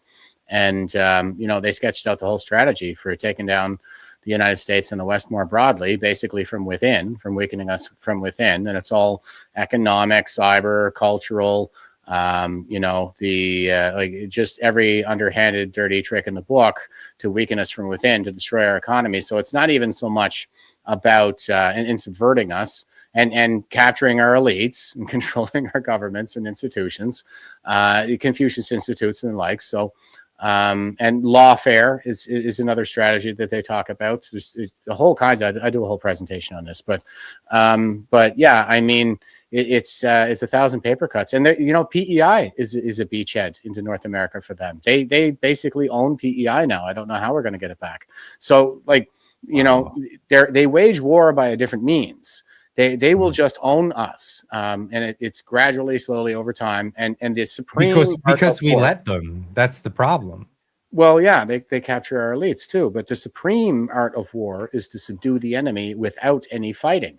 So Right. it's like we're not supposed to know that it's happening. And as you can see, we don't know that it's happening. I mean, maybe I know that it's happening, and now you know that it's happening because I just told you. But for the most part, like Canadians are completely in the dark about the Chinese threat, even though we've been through a couple of there have been papers published on this since the 90s.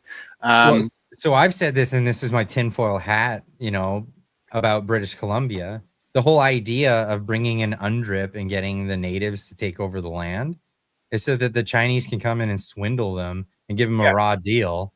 Yep. They'll think that they're winning, and then let's just be honest, the natives have been pretty naive from time to time on signing documents, and they'll be told that they're getting a sweet deal, and it won't be a sweet deal. No, not at all. I think you're absolutely right. And of course, that comes from UNDRIP at the UN, which is a Chinese-dominated democracy of dictators. And what do they pass? They pass all these, the IPCCs always telling the rest of us that we have to deindustrialize, but China can continue building 2 coal-fired power plants per week. There's the replacement population, or population replacement document from the UN. A lot of this, the SDGs that basically, like, what did they do? They collapsed Sri Lanka, and then Sri Lanka mysteriously doesn't even go to the IMF for a bailout. They get a bailout directly from China. And who's going to bail us out when our economy collapses? Is it going to be the IMF because we have a new strategic partner? So wasn't that because the World Economic Forum pushed them into building a new port in Sri Lanka? Yeah, Hadimbota, the port of Hadimbota. I don't know if the WEF had anything to do with it. I think it was just a deal with China. But I think the WEF is also a proxy for China. Yes, so the WEF was like one of the big groups that was pushing them into this. And you need a new port. Like, what was wrong with our old port? Their port was fine, but no, you need a new port. Get in a bunch of debt with China. And then the World Economic Forum went in and then also convinced them to get off of fertilizer, be like the first nation to not use any fertilizer in their crops. And then they had a really bad yield and they went bankrupt. Like, they just it's like they planned for that to happen. But did you know that they had the highest ESG scores in the world? Yeah.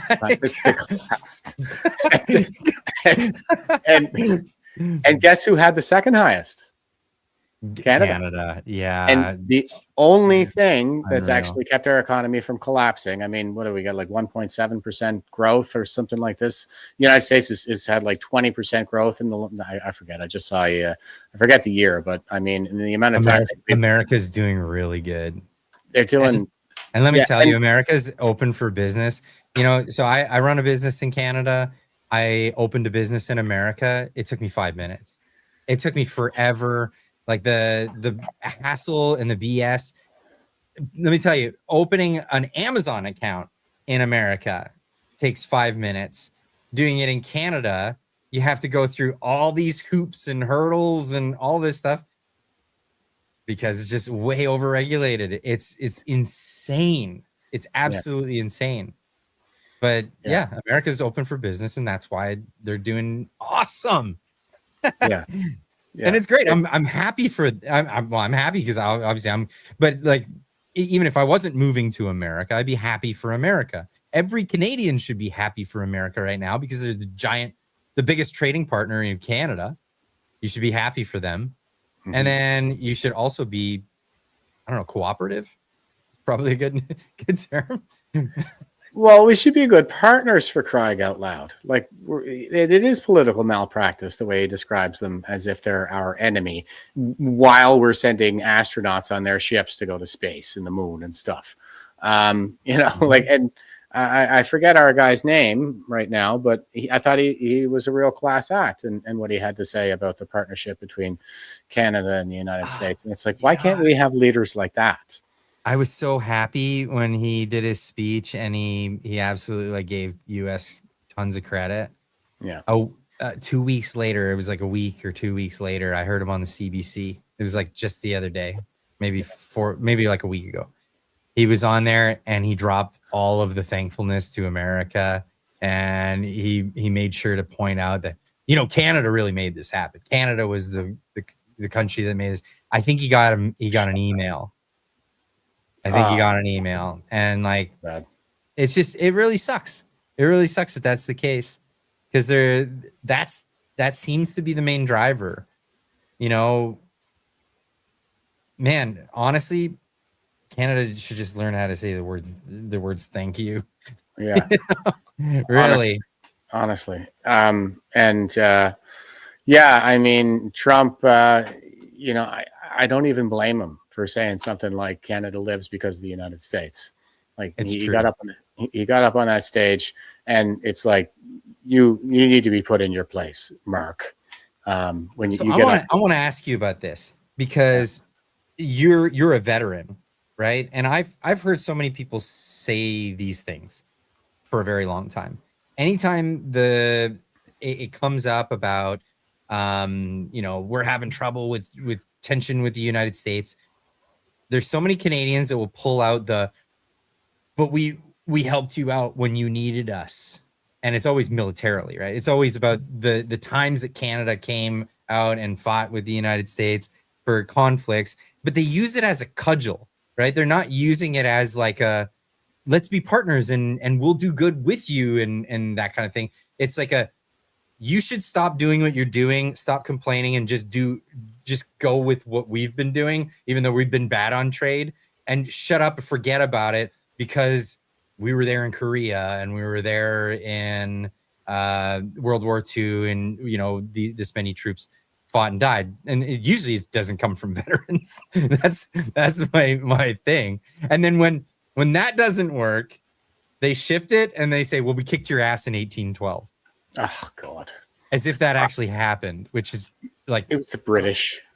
Like we weren't even a country in 1812, and I had to wear a commemorative 1812 pin on my uniform while I was posted to the United States. It made me sick. Oh, what? They did that? They did that for the 200th anniversary of the War of 1812. For a whole year, I had to wear the 1812 pin on my uniform while I was posted to the United States.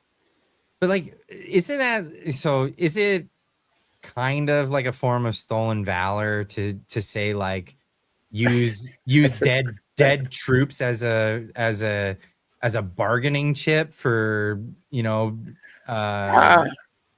to convince people to do what you want them to do? You know what I mean? Like, it's like, yeah, well, Canada's been there, but look, Canada's never had a land invasion. Thank you, America. No. Canada's never had any situations like, Chinese spy balloons. They don't get to stay in Canadian airspace. Thank you, America. Yeah. And like all of this stuff, I just, as a veteran, I want to get your opinion. Like, when people pull that crap out, what's your thoughts on that? Actually, when you said that it was stolen valor, I didn't think you were going to say, using dead veterans or something like that, because we do commemorate our fallen.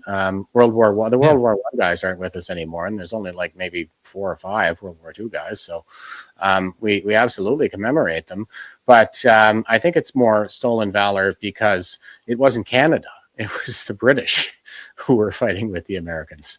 In 1812. So if I'm wearing an 1812 pin as a Canadian, then that's stolen valor from the British, isn't it? So, but look, I mean, I kind of, I guess, had a bit of an anti-American streak in me coming out of high school, but I served with the Americans in Afghanistan, and I didn't just stick to my own. I ran the mixed martial arts club on base there. I had a ton of Americans. I think I had more Americans than Canadians, actually. And I had, Slovaks, and we had Aussies and Brits and all kinds of guys there.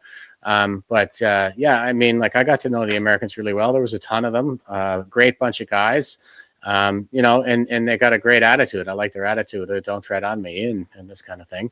And I served with them in Iraq, and I spent 4 years working with them at NORAD. They were wonderful to me. Like I said, like the entire time, they treated me better than Canadians did while I was living down there as a Canadian uniformed military member. And and I've seen them. I'm telling you, like when we're basically along for the ride. Like it's pretty just, you know. We definitely, we like to think like we punch above our weight, and I would say that that's true, like soldier for soldier. But as a nation, you know, like we do punch above our weight, soldier for soldier. Like our guys win the infantry competitions. I had a much broader skill set than they had in the electronics realm. We tend to, well, you know, I guess they expect a hell of a lot more of us here in Canada. There's, you know, due to the budget constraints or something like that. But you know, when you see the American military in action, I'm telling you, and like I was an Air Force guy. That's what I saw. I saw the Air Force in action constantly when I was in Afghanistan. I mean, you know, secondhand because I was with the UAV and I was watching it on the video feed every night. But it is the wrath of God. Like the American Air Force is the wrath of God. And then I saw when I was in Iraq, they were repatriating from Syria. This was when Trump pulled that move where he pulled everybody back. And then as soon as Abu Bakr al-Baghdadi popped his head off, he just and he got Abu Bakr al-Baghdadi and his second in command. So that's when he was like, he died like a dog. Yes. Yes. Yeah. Abu Bakr al-Baghdadi is dead. That was a hell of a conference. Yeah. But I was watching them repatriate from Syria. You've never seen, this was otherworldly, man. I was like, are we being invaded by aliens? Because they had like these massive flatbeds, this convoy just, and I'm talking like huge flatbeds. I don't know what the hell these machines were, like as far as the eye could see, coming all the way from Syria back into northern Iraq. And they had like tanks and APCs, and they had goddamn like everything, choppers and everything. I was like, this is insane. I've never seen anything like this. I'm telling you, like it was otherworldly. The U.S. military. I don't even know if all the other militaries in the world could take the U.S. military at this point. You know, especially with Donald Trump at the helm. They wouldn't want to try. And the world is a much safer place for it. Like, yes, for crying out loud. So when we talk about that's one of those things. Like, so if any other country in history would have the power that the United States has right now, do you think that there would be a sovereign nation on the planet? Like that's crazy. You know what I mean? Yeah, really.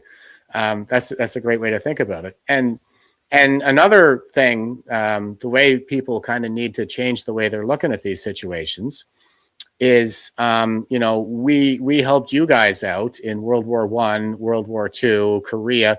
No, they were helping other people out. And so were we. We saved Europe together. Okay. Like we saved the Korean Peninsula, South Korea together.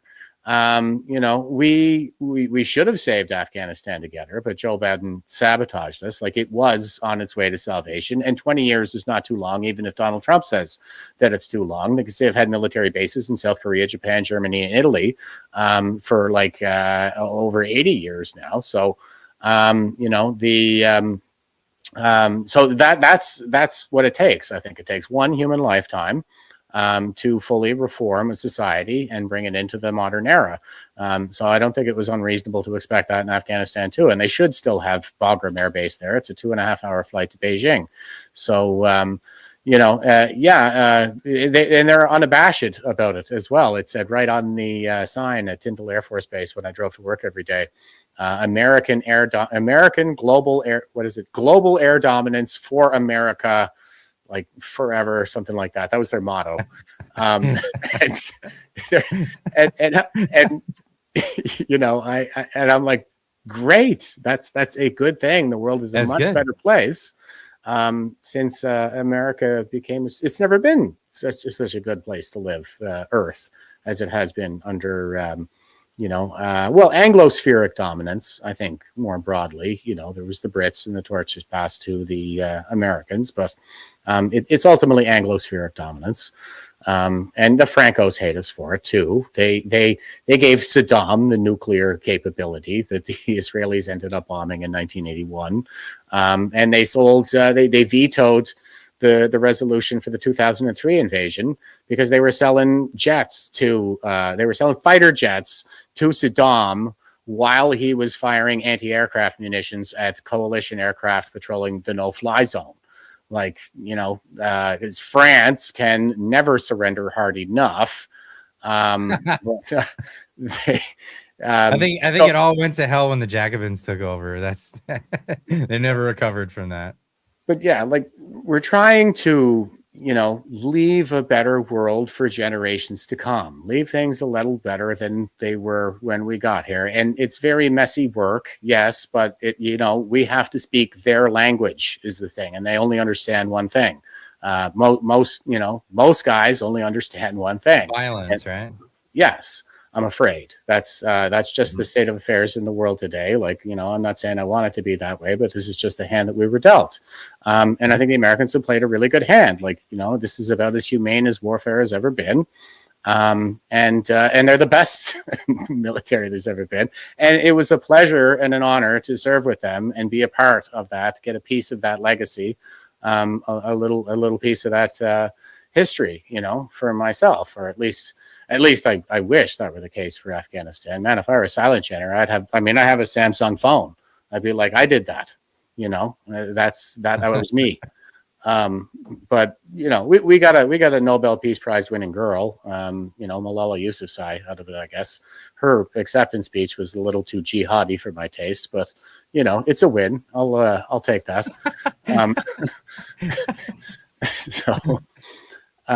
But yeah, that's the way I see it. We didn't save them. We didn't, help them. I guess, yes, they were attacked on 9/11 and we honored our NATO commitments. We got a great deal out of that too, by the way, because we have the umbrella of American protectionism out of that. And that's, allowed us to thrive a hell of a lot. Canada lives because of the United States. So it's kind of like the least we could do is honor the contract that we signed that said that we would, if one of us is attacked, then we all go after them. I don't know, this idea that they owe us something, for doing that. I think it's been a really good deal for us, and we should be proud to have been a part of those other collaborations with the Americans to liberate our fellow humans. It's an intergenerational project, and so we should take pride in that. I couldn't agree more. And I think every time a ship sails and brings the things to you, you should thank an American for making that possible, and it didn't get hijacked by some pirate on the seas. You know what I mean? The reason why pirates don't operate on most of the seas is because of America. I mean, it is what it is. Global trade routes are in place. Yeah, I mean, dude, we could go on forever. We could have gone on for absolutely forever. But I told you, we'll get it to 2 hours. But there is a couple of comments here that people threw in. Light Y7Z says for $2 says, love Jeff Evely and your podcast. Thank you both. Thank you so much. Really appreciate that. Dan Finelli, I think I'm pronouncing that right, for 5 says, how do I protect my son when he starts school from the gender ideology? Is there something I can do to investigate or ask questions before I enroll him? That'd be a great question for you. Yeah. Yeah. I mean, I don't know. It was really tough for me to navigate. I can tell you that, as we can see. But I mean, you have the advantage of being aware of this, and so you can instill a little vigilance in your son when it comes to the kinds of things that they're pushing in school. I'm afraid, you should teach your son to distrust authority, and to distrust the school system, I'm afraid. It's all about communication. And what I always tried to do with my kids, like my daughter's phone, I kept it locked down when she was young, and then I just kind of slacked off as she got older. I still wonder whether that was the right decision or not, but my thinking at the time was that she's going to be an adult in like 3 years, 2 years, something like that. I can't stop it. And it's not my job to shelter her from the world. I protect her from the world as a young person, but I need to prepare her for the world as she grows. So I would talk to the kids and make sure that we put the phones away at the supper table, and it will come out like in the silence. They will start to talk. And then I would engage them, try to teach them some critical thinking. And I mean that literally. Like I would straight up, tell my son if he's writing a paper for university, I was like, oh, that your thesis is a logical fallacy. It's this. My daughter with the gender ideology stuff, like, what is a boy? I was asking that question way before I met Walsh. I said, what is a boy to my daughter? And she said, it's something in here. It's something I feel. It's in here. And I was like, what's in there though? You have to tell me what that is. And she couldn't do it. And I said, well, if you can't define it, then that's a violation of the law of identity. You don't have a logical foundation for this argument. Your argument is invalid. So I would teach them, basic critical thinking, philosophy, this kind of thing around the dinner table in the home. And that is what I think needs to happen in schools. I think we need to teach philosophy in schools. And there's nothing about a basic critical thinking course that you couldn't teach to a middle schooler. There's no need to wait to make them wait until university for that. That's what the world really needs, is more philosophy. I'd agree, and more economics as well. Yeah. Definitely teach kids economics, then we wouldn't be in the situation that we're in right now. Yeah, it's a branch of philosophy, though. You're absolutely correct on that. Absolutely, yeah. I couldn't disagree. Yeah, philosophy definitely needs to be taught in schools. We got one from Kathy. Kathy, I always get this one. Catherine Gagne. That's it. My bad. Thank you so much for the 5. She says, Clyde, Canada shuts down emergency weather radio for an APP. Signed petition E7290. I don't know this. Do you know anything about this? Can't say that I do. Oh, well, I'll have to look it up. Thank you so much, Catherine. Really appreciate that. And I'll look into it. I've never heard of the petition 7290, so we'll get into that. But yeah, just thank you so much, man, for coming in tonight, especially on such short notice. It's amazing that you're able to make that time. But I had no idea the things that you've gone through. Obviously the condolences on that story and what's going on with you there, but also,